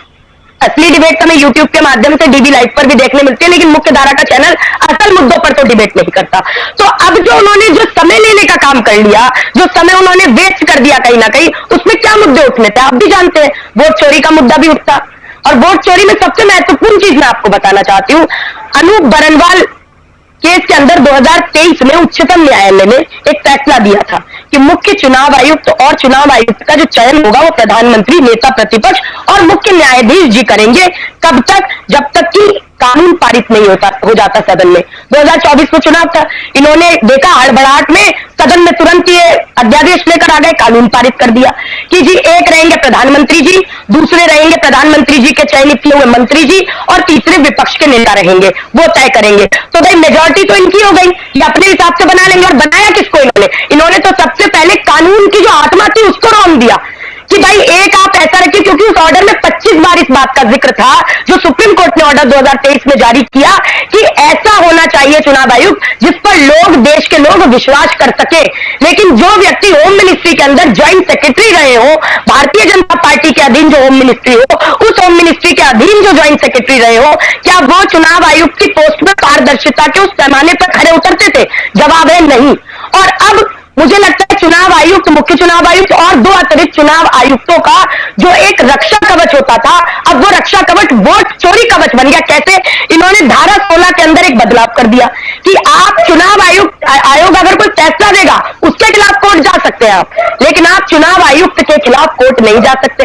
ये भाजपा हर चैनल पे आकर चिल्लाते हैं कि भाई आप कोर्ट क्यों नहीं चले जाते। अरे कोर्ट जाने का रास्ता बंद कर दिया आपने, संविधान को रोक दिया। 16 धारा में बदलाव क्यों किया गया? क्योंकि एक षड्यंत्र था वोट चोरी का। और अगर चुनाव आयुक्त ही वोट चोरी कराएंगे तो फिर तो वोट चोरी से ही प्रधानमंत्री चुन करेंगे। तो वोट चोरी के प्रधानमंत्री को तो आज ही इसी वक्त इस्तीफा देना चाहिए। ये बंद करें बतौलीबाजी करना। क्यों नहीं इस्तीफा देने का काम करते?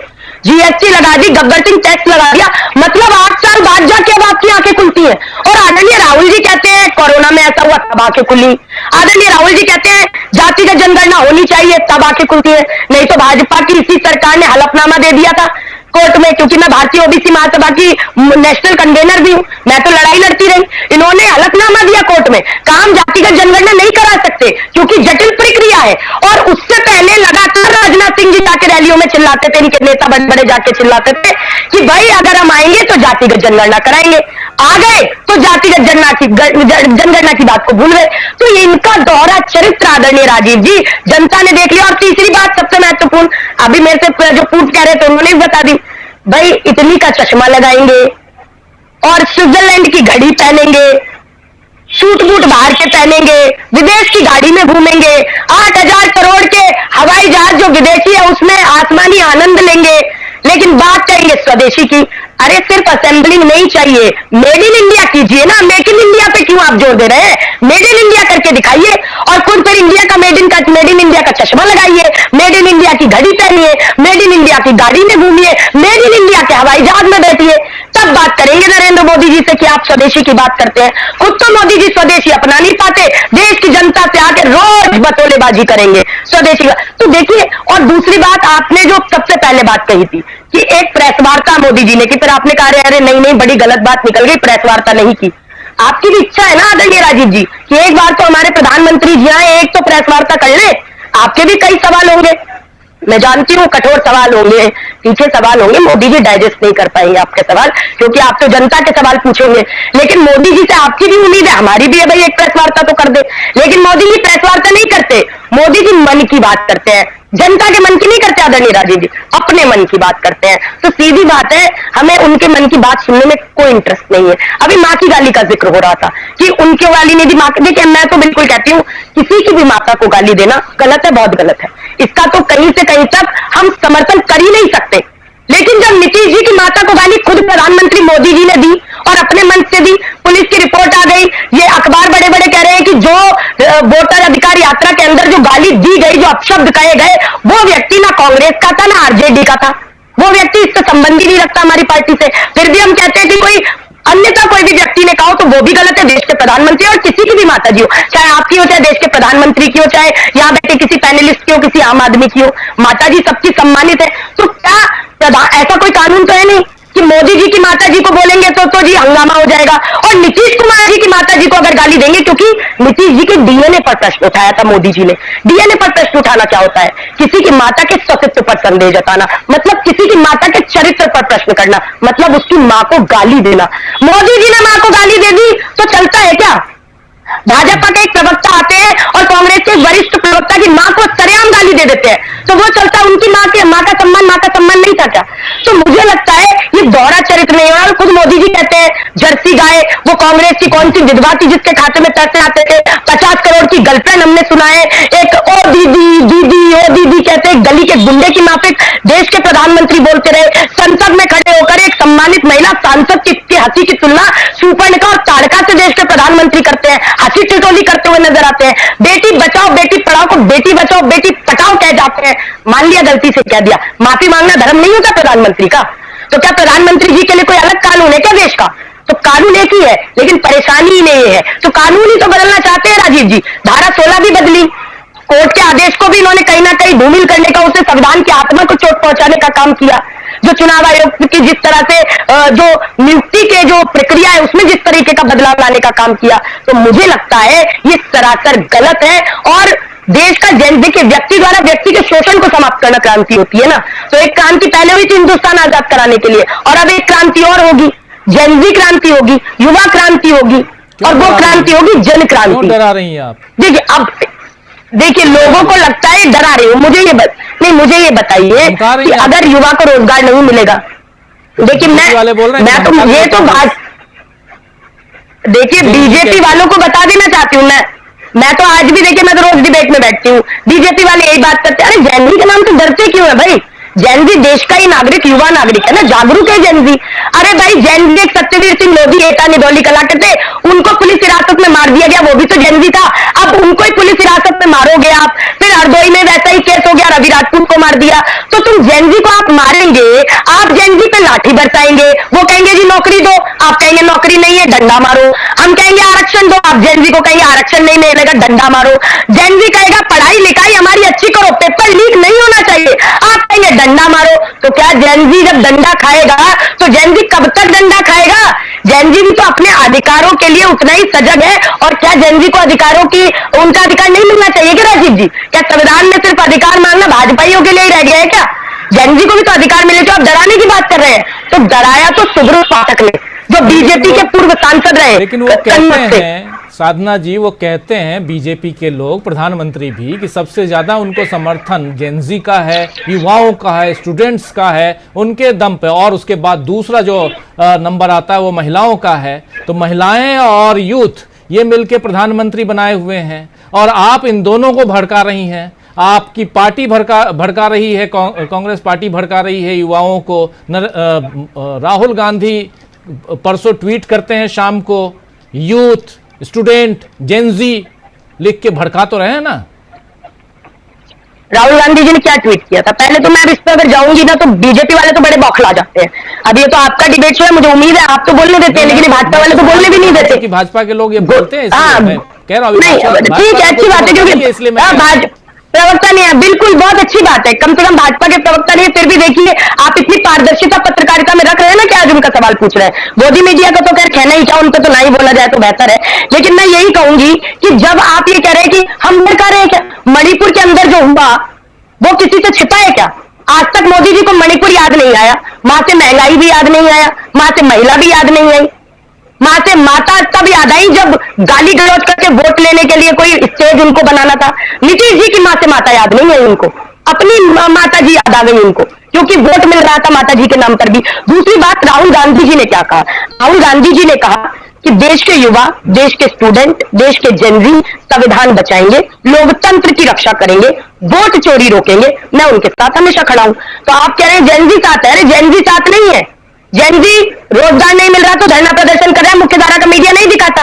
जेनजी साथ नहीं है, जेनजी सड़कों पर है, महिलाएं साथ नहीं है। शिवपुरी के अंदर एक महिला, एक लोधी विकलांग बच्ची जिसका बलात्कार मंदिर का महंत मंदिर के अंदर करता है, 1 साल बीत जाता है, वो प्रेग्नेंट होती है, उसका बच्चा भी पैदा हो जाता है, उसके बाद भी बलात्कारी बाबा आज तक गिरफ्तार नहीं होता। वो पिछड़े वर्ग की लोधी बेटी है, तो हिंदू की बेटी नहीं है। तो वो महिला, आपको लगता है वो मोदी को वोट देंगी कभी जिंदगी में? मोदी जी के पक्ष के लोगों को कभी वोट देगी ऐसी महिला? कभी नहीं।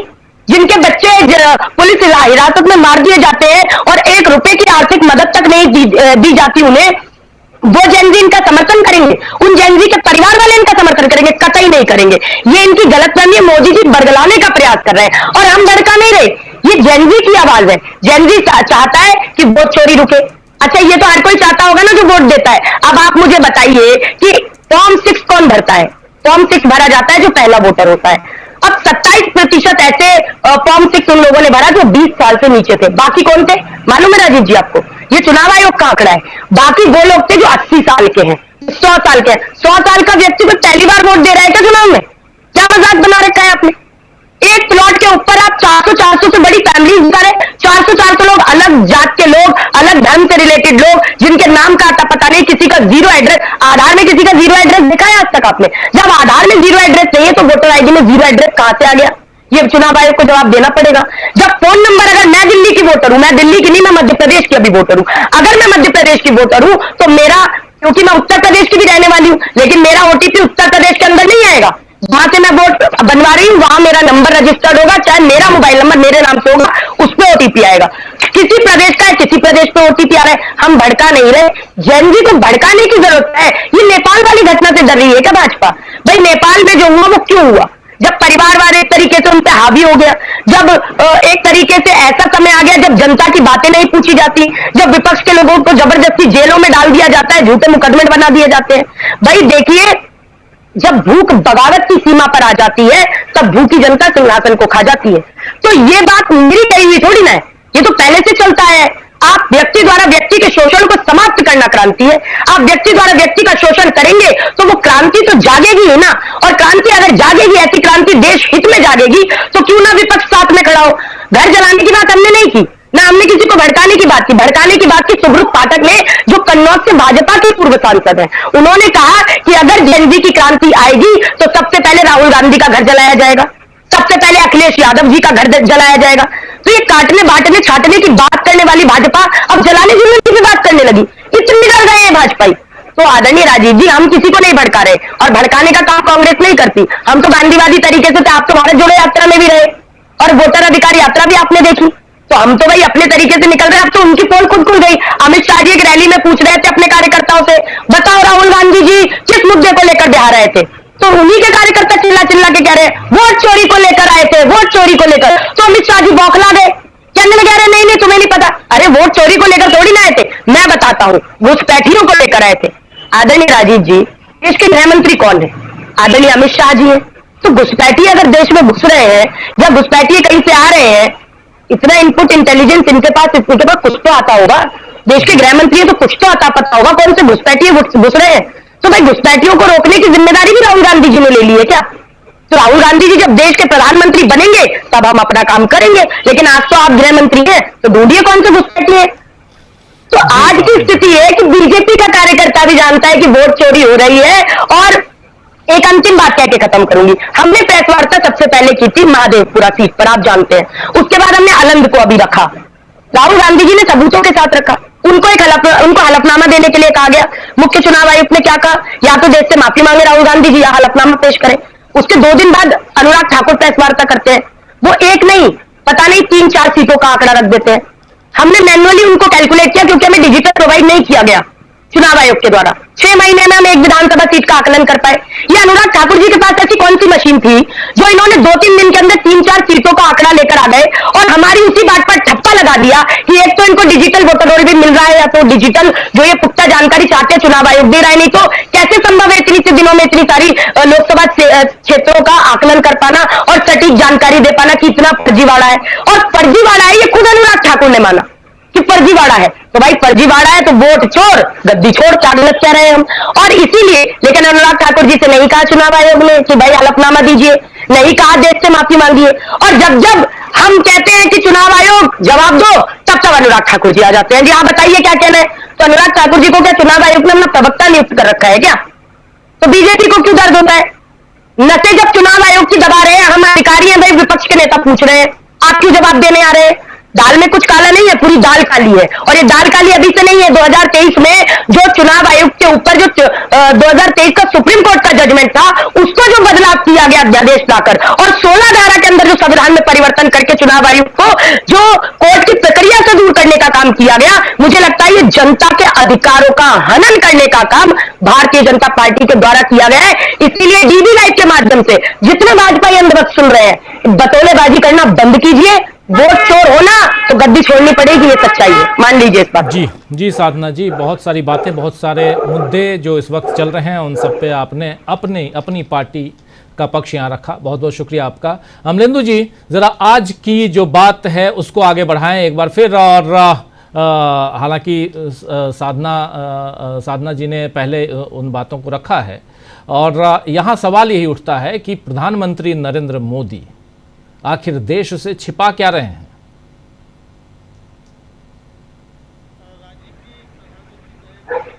अनम्यूट कीजिए। पहली बात जी ठीक है जी पहली बात तो राजीव जी यही है कि वो अभी मैं देख रहा था कि भारतीय जनता पार्टी का जो यूट्यूब चैनल है उस पर प्रधानमंत्री को अभी तक 6,785 लोगों ने सुना है। 6,785 लोग, इससे ज्यादा हमारे अभी राजीव जी हमारे लाइव दर्शक जो है, तो ये प्रधानमंत्री को सुनने की बेचैनी जो है, ये आप समझ सकते हैं कितनी बेचैन जनता जो है प्रधानमंत्री को सुनने के लिए। शमशेर बहादुर सिंह की राजीव जी एक कविता है, उसकी 4 लाइनें हैं, बस केवल उतना ही पढ़ के सुनाऊंगा कि दादा की गोद में पोता बैठा महबूबा महबूबा गाए, दादी बैठी मुंह हिलाए हम किस खाए थे, गजल है फिल्मी लय में शुद्ध कलेबाजी, आज वो आपकी आवाज, आप ये कविता बहुत अच्छी कविता पढ़ रहे हैं लेकिन आवाज आपकी डाउन हो रही है। अच्छा, तो कोई बात नहीं, तो आवाज नहीं पढ़िए, फिर से पढ़िए, बहुत इंपॉर्टेंट है। हाँ हाँ, तो ये शमशेर बहादुर सिंह की कविता है, उसकी आखिर की 4 लाइनें हैं कि दादा की गोदों में पोता बैठा महबूबा महबूबा गाए, दादी बैठी मूड हिलाए हम किस जुग में आए गए, गीत गजल है फिल्मी लय में शुद्ध गलेबाजी शमशेर, आज कहा वो गीत जो कल थे गलियों गलियों गाए गए। तो आज प्रधानमंत्री जो थे, एक तो वो दादा की गोद में पोता बैठा महबूबा महबूबा गाते हुए लगे, और दूसरा या तो वो शुद्ध गलेबाजी होती वो करते हुए नजर आए प्रधानमंत्री नरेंद्र मोदी। जिस जीएसटी को लेकर बात कर रहे थे उस पर बहुत सारे सवाल है, प्रधानमंत्री को उस जीएसटी को लेकर सवालों के जवाब देने चाहिए। प्रधानमंत्री बता रहे हैं कि बहुत सी चीजों सस्ती हो जाएंगी, खाना सस्ता हो जाएगा, दूध सस्ता हो जाएगा और सब कुछ सस्ता हो जाएगा, कैंसर की दवाइयां सस्ती हो जाएंगी। तो प्रधानमंत्री जी, अब तक कैंसर की महंगी दवाइयां क्या आप ही दिलवा रहे थे, इस बात को स्वीकार क्यों नहीं करते? एक तरीके से देखा जाए राजीव जी, तो आज प्रधानमंत्री का 11 साल में ये पहली बार स्वीकारोक्ति थी कि जनता के सारे दुखों के कारण नरेंद्र मोदी हैं। ये आज प्रधानमंत्री ने अपने 11 या 15 जो भी मिनट का उनका जो संबोधन था उसमें स्वीकार किया कि 11 वर्षों में इस देश की जनता को जो कष्ट भोगने पड़े हैं उसका एक और एक मात्र केवल कारण प्रधानमंत्री नरेंद्र मोदी है, उनकी सरकार है, ये आज उन्होंने स्वीकार किया इसके जरिए। तो वो जो बताना चाहते थे, वो जो बता रहे थे, उसके पीछे जो छुपा रहे थे, वो असली बात यही छुपाते हुए प्रधानमंत्री नरेंद्र मोदी नजर आ रहे थे और ये भी बताने की कोशिश कर रहे थे कि अब सब कुछ ठीक ठाक हो जाएगा। दूसरा बात राजीव जी, पूछा गया कि भाई अब तक जो है इतनी जीएसटी क्यों वसूली गई? इसलिए वसूली गई ताकि प्रधानमंत्री नरेंद्र मोदी हम टैक्स पेयर्स के पैसे पर मौज कर सकें, 129 विदेश यात्राएं कर सकें, इसलिए था वो हम लोगों से जीएसटी के बाद लाइन लगा दी। पुरानी बात तो हाँ, उसके बाद लगा दिए राजीव जी। लेकिन मतलब उस समय जो वसूला गया वो इसलिए वसूला गया कि प्रधानमंत्री को जो था 16,000 करोड़ के हवाई जहाज भी खरीदने थे, मर्सिडीज कार भी खरीदनी थी, 129 विदेश यात्राएं भी करनी थी, वो सब कहाँ से पैसा आता? हम लोग का दायित्व है कि हम लोग कमाए और प्रधानमंत्री मोदी जो है, चूंकि उनके मित्र तो रूस से सस्ता तेल खरीदेंगे, अमेरिका को ही महंगा बेच देंगे, दूसरे देशों को महंगा बेच देंगे, और हम जो है वो पेट्रोल में 20% एथेनॉल मिलाकर गाड़ी का सत्यानाश भी लगवाते रहेंगे। तो जनता तो इसी के लिए, तो प्रधानमंत्री एक तरीके से कहा जाए फिर जो थे वो भी अपने जो उनका कर्तव्य है और जो आपने शुरू में कहा था कि जनता को मोड़ने के लिए थे वो आए थे बताने के लिए, लेकिन जनता राजीव जी काफी समझदार है और इतनी आसानी से मतलब मोदी जी का कर्तव्य जो है वो चलने वाला नहीं है। तो जनता सवाल पूछेगी और सवाल पूछ रही है। दूसरा ये प्रयास एक ये था राजीव जी कि कल एक तो राहुल गांधी ने जिस तरीके से कहा कि कमजोर प्रधानमंत्री है और वोट चोरी का मसला जिस तरीके से, तो एक प्रयास ये भी था कि भाई इस तरफ से थोड़ा सा ध्यान हटे, लेकिन क्या इससे ध्यान हट जाएगा? सवाल है। उत्तर है इसका कि ध्यान इससे नहीं हटेगा, बल्कि सवाल और ज्यादा प्रधानमंत्री से पूछने के लिए फेरिस्त बड़ी हो जाएगी। प्रधानमंत्री को इन सवालों के जवाब देने ही पड़ेंगे। तो प्रधानमंत्री आज जो भी चाहे कहते हो, चाहे वो मन की बात हो, चाहे वो दिल की बात हो, चाहे वो दिमाग की बात हो, जो भी प्रधानमंत्री कर रहे हो, लेकिन आज प्रधानमंत्री ने ये स्वीकार किया है कि 11 वर्षों तक इस जनता को 140 करोड़ लोगों को दुख देने वाला एक ही व्यक्ति है और उसका नाम नरेंद्र मोदी। जी प्रेम कुमार जी, नरेंद्र मोदी जी कलाबाजी बहुत अच्छी करते हैं, ये साफ यहाँ दिखाई देता है। अभी तक जो बातें करते आए और उन बातों को लोगों के बीच उसी हिसाब से वो पहुंचाते भी आए हैं, लोग मानते भी रहे, और खासकर जो मिडिल क्लास है उसको, जो एमएनसी जो इधर उधर काम करता है उनको, उनके बीच बहुत पॉपुलर हैं नरेंद्र मोदी। लेकिन ज़रा आपसे समझना चाहता हूं कि 55 लाख करोड़ रुपए जो आज मल्लिकार्जुन खड़गे ने वो ट्वीट किया है, जो शुरुआत में मैं दिखा रहा था, 55 लाख करोड़ रुपए आपने वसूल लिए जीएसटी पे। और आज जब जीएसटी में रिफॉर्म की बात कर रहे हैं तो आप कह रहे हैं कि पुरानी सरकारें, भाई 11-12 साल, ये बात मुझे जरा पच नहीं रही है, इसलिए मैं आप लोगों से करना चाहता हूं कि क्या अभी भी जैसे चाहें वैसे घुमा लें और देश की जनता घूमती रहेगी? देश की जनता आपकी बातें वैसी बिल्कुल अंधभक्त हुए मानती रहेगी? अंधभक्तों की एक टोली है, मैं मानता हूं, लेकिन एक बड़ी फहरिस्त नहीं है ना। 140 करोड़ में से 100 करोड़ अंधभक्त हो जाएंगे, ऐसा तो नहीं होगा ना। कितने लोगों ने वोट दिया बीजेपी को, उसी से आप काउंट कर लीजिए। और आपसे बेहतर कौन बताएगा, आप तो सेफोलॉजिस्ट भी हैं प्रेम कुमार जी।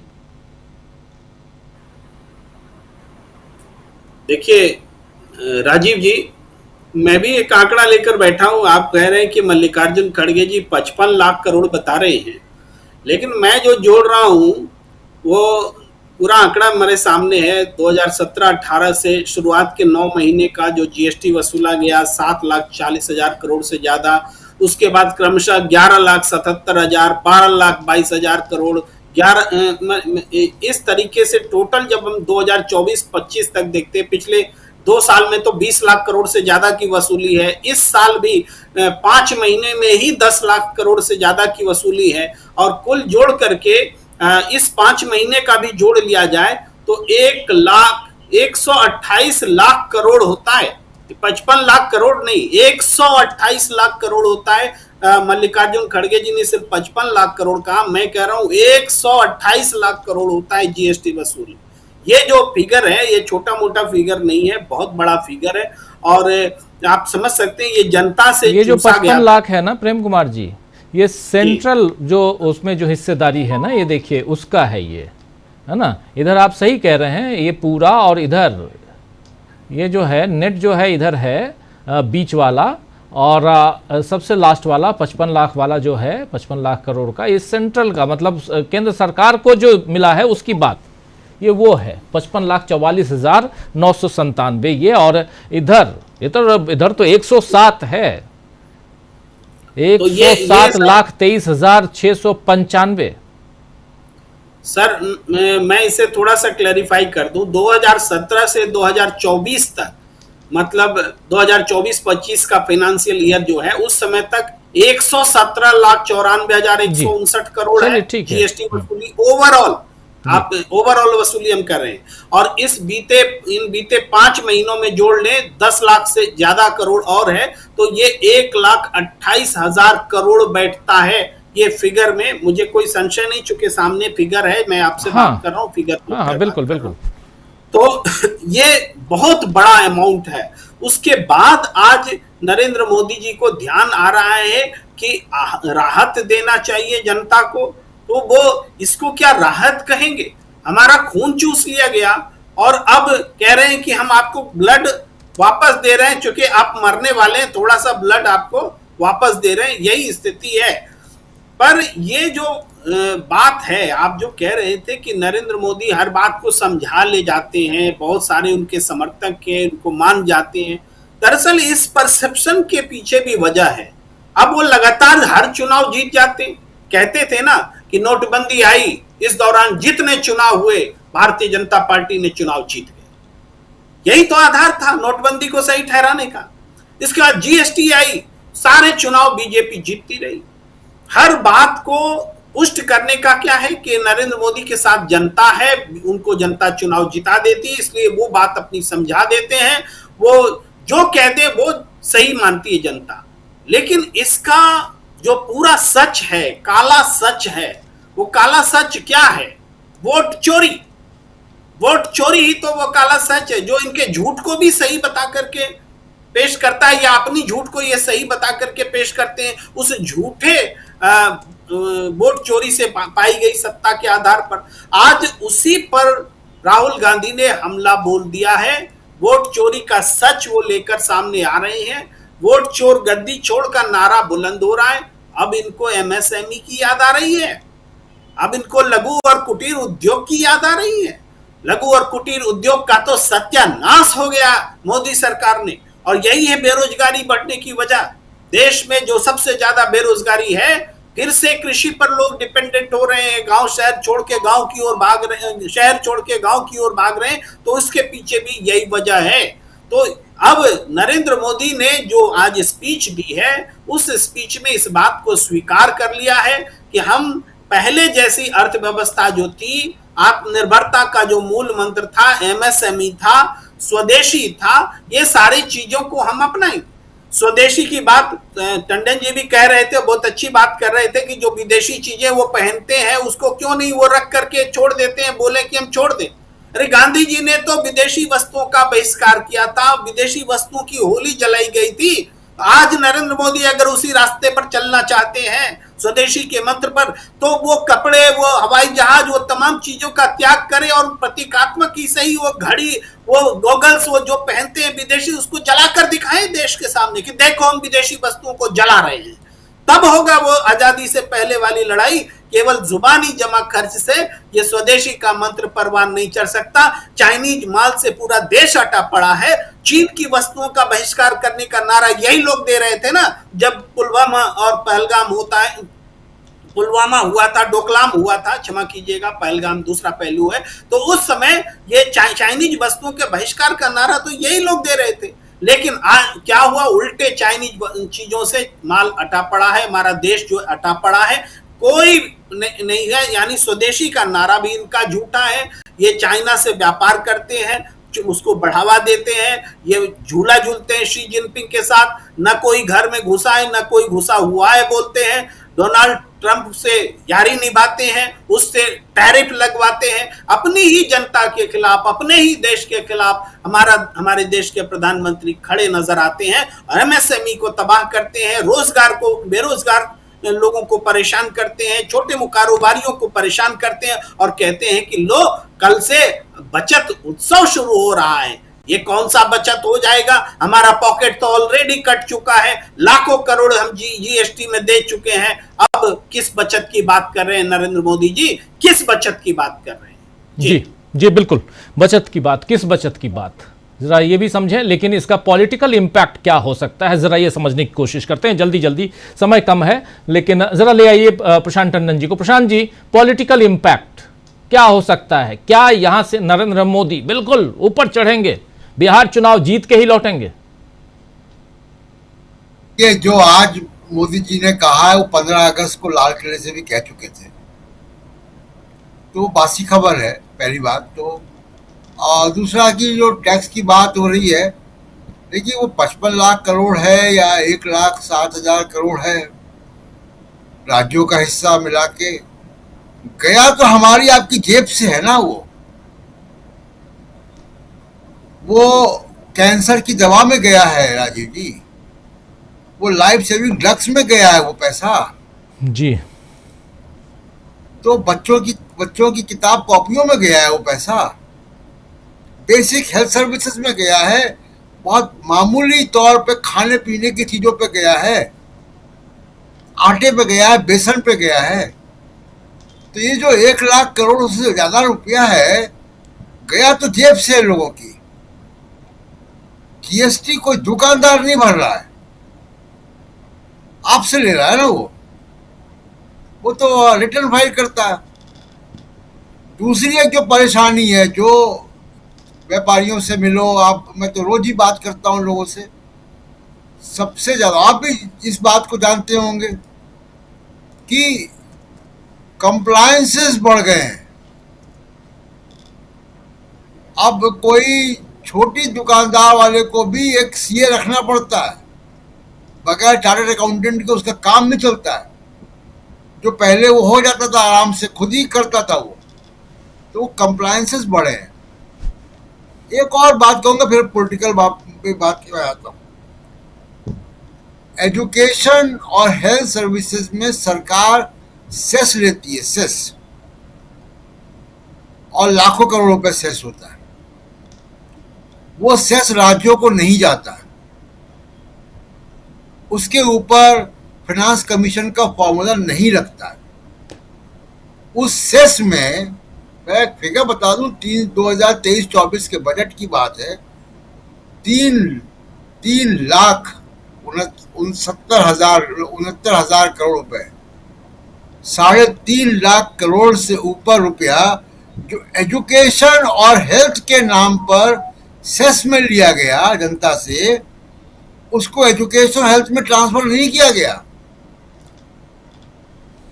ये कोई राहुल गांधी नहीं कह रहे हैं, ये सीएजी कह रहा है जी, अकाउंटेंट जनरल ऑफ इंडिया कह रहा है ये बात। तो टैक्स की चोरी कौन कर रहा है? जनता के टैक्स की चोरी आप कर रहे हैं। एजुकेशन के नाम पर ले रहे हैं लेकिन एजुकेशन पे पैसा खर्च नहीं कर रहे हैं, हेल्थ के नाम पर जनता से पैसा ले रहे हैं लेकिन हेल्थ पे आप खर्च नहीं कर रहे हैं। और छोटा मोटा रकम नहीं, 3,69,000 करोड़ रुपए एक साल के बजट में टीवी में आके आप भाषण दे रहे हैं, वो भी बासी खबर। पॉलिटिकल इम्पैक्ट इसकी देखिए क्या है कि आज का जो मौका है, जो मैं पहले भी कह रहा था, आज जो ट्रंप का हमला है टैरिफ को लेकर, ट्रंप का हमला H-1B वीजा पे, ये भारत की इकोनॉमी की बैकबोन पे हमला होगा। ऐसा केवल नहीं है कि H-1 वीजा से अमेरिका में रहने वाले या अमेरिका में जाने वाले या अमेरिका में नौकरी करने वालों पर असर होगा, ये पूरे सर्विस सेक्टर जो 55% GDP है उस पर इम्पैक्ट डालेगा। एक सप्ताह के अंदर आपको दिखाई देने लगेगा कि लोग वापस आ रहे हैं, ऑलरेडी लोगों को कह दिया गया है। तो ये बड़ा मसला है। दूसरा कि वो बार बार ट्रंप गोल पोस्ट चेंज करता है। आपका दोस्त कैसा है? वो आपको दोस्त कहता है, गोल पोस्ट चेंज करता है। वो कहता है कल मैं फिजिक्स का इम्तिहान लूंगा और पेपर देता है केमिस्ट्री का जी। अब आप देखिए कि वो बेचारे हमारे पीयूष गोयल जी अमेरिका जा रहे हैं, वो तो अमेरिका जा रहे थे टैरिफ की बात करने, अभी H-1B वीजा आ गया, वही हो गया, तैयारी फिजिक्स की करने जा रहे, पेपर केमिस्ट्री का आ रहा है। तो ट्रेड टॉक्स भी चल रही है। तो ट्रंप ने लगातार आपको जो है प्रभावित किया है, आपकी इकोनॉमी को प्रभावित कर रहा है और आप उसका जवाब नहीं दे पा रहे। तो ये एक कमजोर प्राइम मिनिस्टर की निशानी है जी। जो राहुल गांधी कह रहे हैं। और कभी भी भारत में, राजीव जी आपने भी तमाम देखा है, मैंने भी प्रधानमंत्री कार्यालय लंबे समय कवर किया है, प्रधानमंत्री इतना कमजोर मैंने नहीं देखा। मैं तो देवगौड़ा की बात भी कर रहा हूँ राजीव जी, देवगौड़ा ने भी मोरडॉक को वापस भेज दिया था सोफे में बैठाकर जी। उस जमाने की बात है जब हांगकांग जो है वो शिफ्ट हो रहा था इंग्लैंड से चाइना को, तब तमाम जो कॉर्पोरेट सेक्टर थे वो घबराए हुए थे हांगकांग के, जिनके हेडक्वार्टर थे वहाँ पे मल्टीनेशनल्स के, तमाम हेडक्वार्टर यहाँ पे इंडिया में आना चाहते थे और उसमें मोरडॉक भी था जी। देवगौड़ा ने उनको मना कर दिया था साफ साफ। तो मजबूत प्रधानमंत्री हमने देखे हैं। अटल बिहारी वाजपेयी ने जॉर्ज बुश को मना कर दिया था अमेरिकी जहाज की लैंडिंग के लिए। ये कमजोर प्रधानमंत्री की निशानी है कि आप ट्रंप को कुछ नहीं कह पा रहे हो। ये H-1B वीजा वाले लोगों के लिए नौकरी यहाँ कहाँ है? ये सबसे बड़ा सवाल है इस वक्त देश के सामने। बिल्कुल बिल्कुल बिल्कुल। जयशंकर जी, जरा आप भी बताइए कि क्या पॉलिटिकल इम्पैक्ट इसका पड़ने जा रहा है? क्या इस आज की जो घोषणा है, देश के नाम, राष्ट्र के नाम संबोधन है प्रधानमंत्री नरेंद्र मोदी का, बचत GST बचत उत्सव की घोषणा कर रहे थे आज नरेंद्र मोदी, उससे बिहार चुनाव जीत जाएंगे क्या? बात जब कर रहा था बीच में कट गई थी। तो मोदी जी ने आज जो किया ही है, लेकिन इसके अलावा बिहार में नीतीश कुमार की सरकार पिछले दिनों से लगातार सौगातों की बौछार कर रही है। कभी बेरोजगार युवाओं को, तो कभी किसी को, तो कभी ये महीना देंगे, कभी इनको इतना महीना होगा, कभी इनको इतना देंगे पैसे, ये सारा वो लगातार कर रहे हैं। इसका मतलब कि कहीं ना कहीं तो कुछ गड़बड़ जरूर है। जनता के भीतर जो एंटी इनकम्बेंसी है, आपके शासन से लोग इतना ऊब चुके हैं, निराश हो चुके हैं और नीतीश कुमार अपना औरा खो चुके हैं। मतलब जो एक उम्र का कारण भी है, खराब स्वास्थ्य का भी कारण है, और आम जनता के बीच भी ये बात पहुंच गई है कि साहब अगर बहुमत मिल भी गया एनडीए को तो नीतीश कुमार तो अब नहीं बनेंगे मुख्यमंत्री, अब तो कोई भाजपा का सवर्ण नेता ही बनेगा मुख्यमंत्री। ये सबके दिमाग में घुस गई है बात। दूसरा यह है कि देखिए, मोदी जी, जैसे मैंने पहले ही कहा था, वो थोड़ा ज़्यादा कड़ू शब्द था, लेकिन अगर मोदी जी बड़प्पन दिखाते और कहते आज कि साहब हमने जो अतीत में गलतियां की, हमने जीएसटी की दरों को तार्किक नहीं रहने दिया, बहुत ज्यादा बढ़ा करके आपका खून जो चूसा, अब हम उसके लिए मरहम दे रहे हैं। जो हमने आपको आग लगाई थी, आपके शरीर पर छिड़का था तेजाब, उस पर अब हम मरहम लगा रहे हैं। तो हो सकता है देश में बहुत लोग माफ कर देते हैं कि लगता है कि अच्छा भाई चलो अपनी गलती का एहसास तो हो रहा है ना, गलती तो बहुत इस आदमी ने की है लेकिन माफी मांग ले रहा है, चलो ठीक है। लेकिन वो तो आप कर नहीं रहे हैं, वो ठीकरा आप किसी और पर फोड़ना चाहते हैं। अब मुश्किल क्या है कि 2017 में तो नेहरू जी का अता पता नहीं था, मनमोहन सिंह का भी अता पता, उनकी सरकार भी नहीं थी, कोई मतलब नहीं था। जीएसटी आपने लगाई थी। इसका एक इम्पैक्ट जरूर है कि राज्य सरकारें कमजोर होंगी, राज्य सरकारों को इससे आर्थिक चपत लगेगी, जो उनको जो मिलता था वो अब कम होगा। जो भाजपा की सरकारें हैं, भाजपा शासित सरकारें हैं, उनको तो केंद्र सरकार अपने हिसाब से मदद करेगी, और जो विपक्ष की सरकारें हैं उनके प्रति केंद्र का सौतेला व्यवहार होगा, तो वो थोड़ी उनकी आर्थिक हालत में, संरचना में थोड़ी दिक्कतें आएंगी। अब आपको याद करिए कि नोटबंदी जब हुआ था तो उसका मुख्य मकसद काला धन बाहर नहीं लाना था, उत्तर प्रदेश के चुनाव में विपक्ष को संसाधन विहीन करना था, क्योंकि भाजपा के लोगों ने तो पहले से अपनी थैलियां भर ली थी। विपक्ष जो है, खासतौर से बहुजन समाज पार्टी या समाजवादी पार्टी, उनके पास तो लाले पड़ गए थे संसाधनों के, पैसे के नहीं थे। तो कहीं पे निगाहें कहीं पे निशाना, ये इनका जो दूरगामी सोच की बात होती है। कहने के लिए तो बता रहे हैं कि देखिए जी हमने आपको बचत उत्सव मना दिया, दिवाली आपकी पटाखेदार होगी और ये होगी और वो होगी। तो भाई जो 4-5 दिवाली बीती है तो उसके लिए माफी मांगो ना, कहो ना कि हाँ हमने आपकी दिवाली काली कर दी थी, इसके लिए हमको खेद है, हम माफी मांगते हैं देशवासियों से। ये कह देते तो बहुत अच्छा लगता, हमारे जैसे लोगों को भी बहुत अच्छा लगता। दूसरी बात यह है कि मतलब ऐसा आदमी कभी दुनिया के इतिहास में नहीं मिलेगा। साहब बेशर्मी के साथ अडानी अंबानी हो रहा है, पूरी दुनिया कह रही है, और उस अडानी को आपने 250 एकड़ जमीन दे दिया भागलपुर में। जमीन को एक्वायर करेगी बिहार सरकार, वो जो मार्केट रेट होगा उसके हिसाब से वो एक्वायर करेगी, और 1 रुपए पर एकड़ के हिसाब से आप उसको लीज पे दे देंगे, 30 साल के लिए दे देंगे जी। 10 लाख आम के पेड़ काट दिए जाएंगे। कोई कह रहा था मुझसे, जब कोई बात हो रही थी, उसने कहा कि मोदी जी जो कहते हैं समझ लीजिए उसका उल्टा करने वाले हैं। वो कहते थे कि साहब एक पेड़ माँ के नाम, अब 10 लाख पेड़ आम के जो हैं, जो जर्दा आम मिलता था वहाँ का, जर्दालू है, जर्दा क्या है भागलपुर का, वो पेड़ गायब हो जाएंगे तो वो किसके माँ के नाम पे होंगे। और दूसरी बात एक और भी है, आप देखिए मतलब कितना ये आदमी कैसे करते हैं। पिछले दिनों बड़े चर्चा थी कि साहब 17 सितंबर को उनका जन्मदिन है और माँ का गया जी जाएंगे, गया जी जाकर के माँ का पिंडदान करेंगे। अब मैं कहीं खोज रहा था खबरों में, कहीं कोई खबर ही नहीं दिखाई दी कि वो गए थे कि नहीं गए थे, गए थे कि नहीं गए थे पिंडदान करने के लिए। अब नहीं गए थे तो क्यों नहीं गए थे, तो वही बता पाएंगे। लेकिन उनके लिए क्या है, कब क्या बोल जाएंगे, उसको कैसे भूल जाएंगे और उसकी जगह में दूसरा एक नैरेटिव गढ़ देंगे। उनको लगता है कि पब्लिक जो है, अच्छा पब्लिक तो उल्लू बनते हुए आ रही है ना, इसलिए उनको तो भरोसा है। 2014 से लेकर के आज तक जो भी कहिए उस पर ताली पे ताली। जीएसटी हमने लगाया, बहुत बढ़िया किया, इतने अधिक दर लगा दिए, सब कुछ कर दिया, तालियां तालियां।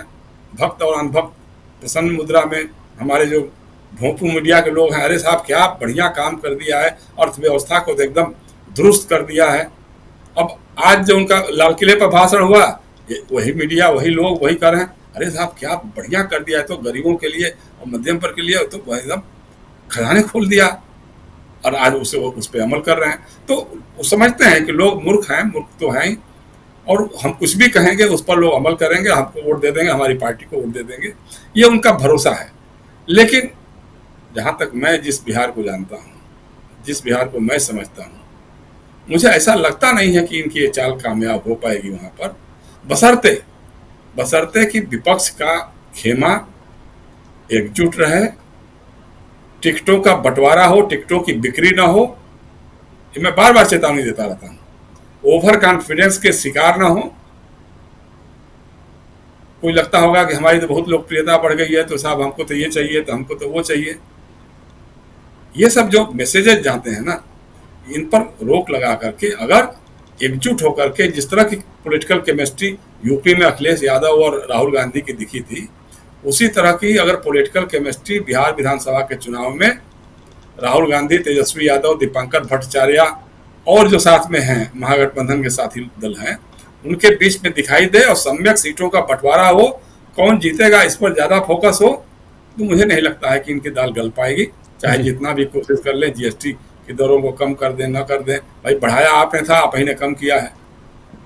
अगर लॉजिकल एंड पर पहुंचाते, बताते कि हाँ हम गलती हमसे हुई थी, माफी मांगता हूँ, बिहार के लोगों, देश के लोगों माफ कर दिए, तो हो सकता है थोड़ा बहुत पलटता, लेकिन अब तो लोग समझ चुके हैं ना आपके खेल को। जी तो जी राजीव यही है। बिल्कुल बिल्कुल। जरा क्लोजिंग कमेंट प्रफुल्ल जी। राहुल गांधी की हर बात मान रहे हैं नरेंद्र मोदी, ये दिख रहा है। अभी जीएसटी वाली बात भी मान ली, अभी लास्ट बात जो उनकी चल रही है राहुल गांधी की, वो मानेंगे क्या? लास्ट बात कौन सी? कौन सी? वोट चोर गद्दी छोड़ जी मानेंगे क्या?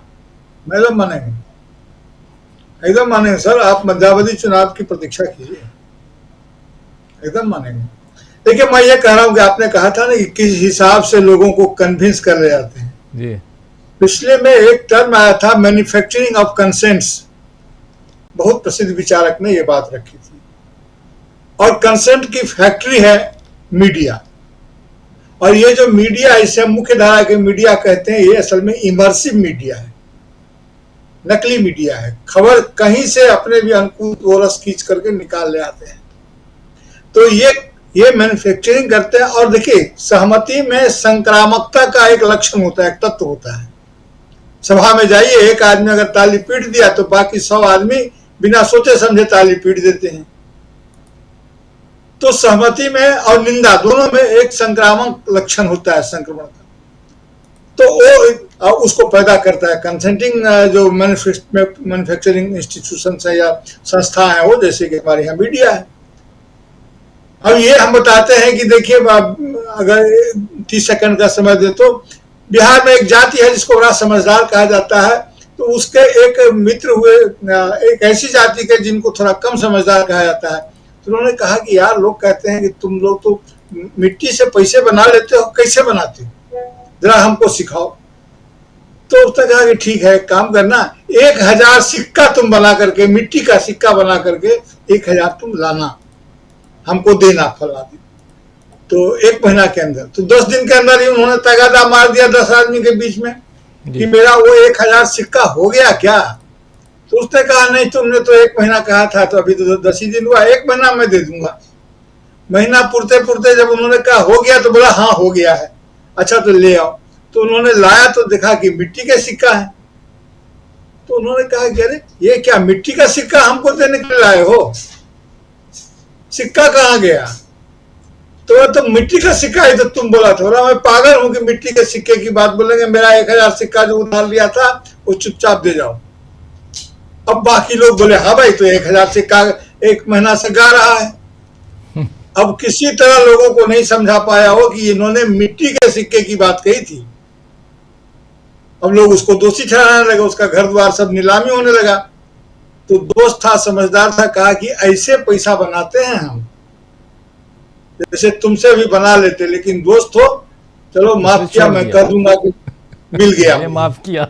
लेकिन ट्रंप महोदय ऐसे दोस्त नहीं है कि माफ कर दें, वो सिक्का बनवा लेंगे इनसे। तो पहली बात तो ये जिसको ये छिपा रहे। दूसरी बात ये कि प्रशांत सर ने ठीक कहा कि नब्ज जब पब्लिक पल्स पर हाथ नहीं है। जी नब्ज पर हाथ थी, 2014 में नब्ज पर हाथ रख दिया था। लेकिन जब नब्ज से हाथ धीरे धीरे बढ़ते बढ़ते अब जनता के नैरेटिव को पकड़ लिया इन्होंने। नैरेटिव समझते हैं ना, गले को कहते हैं। तो नब्ज से जो बात समझ में आती है, नब्ज पकड़ने से, वो बात नैरेटिव पकड़ने से समझ में नहीं आती है। और नैरेटिव पकड़ लिया, उसके पीछे नैरेटिव चला करके नैरेटिव पकड़ लिया।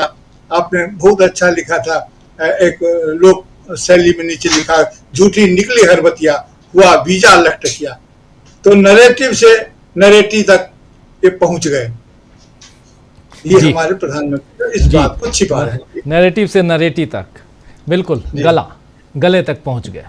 बहुत खूब कहा आपने। इस कार्यक्रम को भी यहीं समाप्त करने की इजाज़त चाहता हूं, समय बहुत हो गया है, इसलिए आप लोगों से गुजारिश आगे फिर बात करेंगे इस पे, और बहुत सारी बातें ज़रूरी हैं। बहुत बहुत शुक्रिया प्रफुल्ल जी, बहुत बहुत शुक्रिया प्रशांत जी, जयशंकर जी, प्रेम कुमार जी और अमलेंदु उपाध्याय जी, आप सबका बहुत शुक्रिया, बहुत धन्यवाद।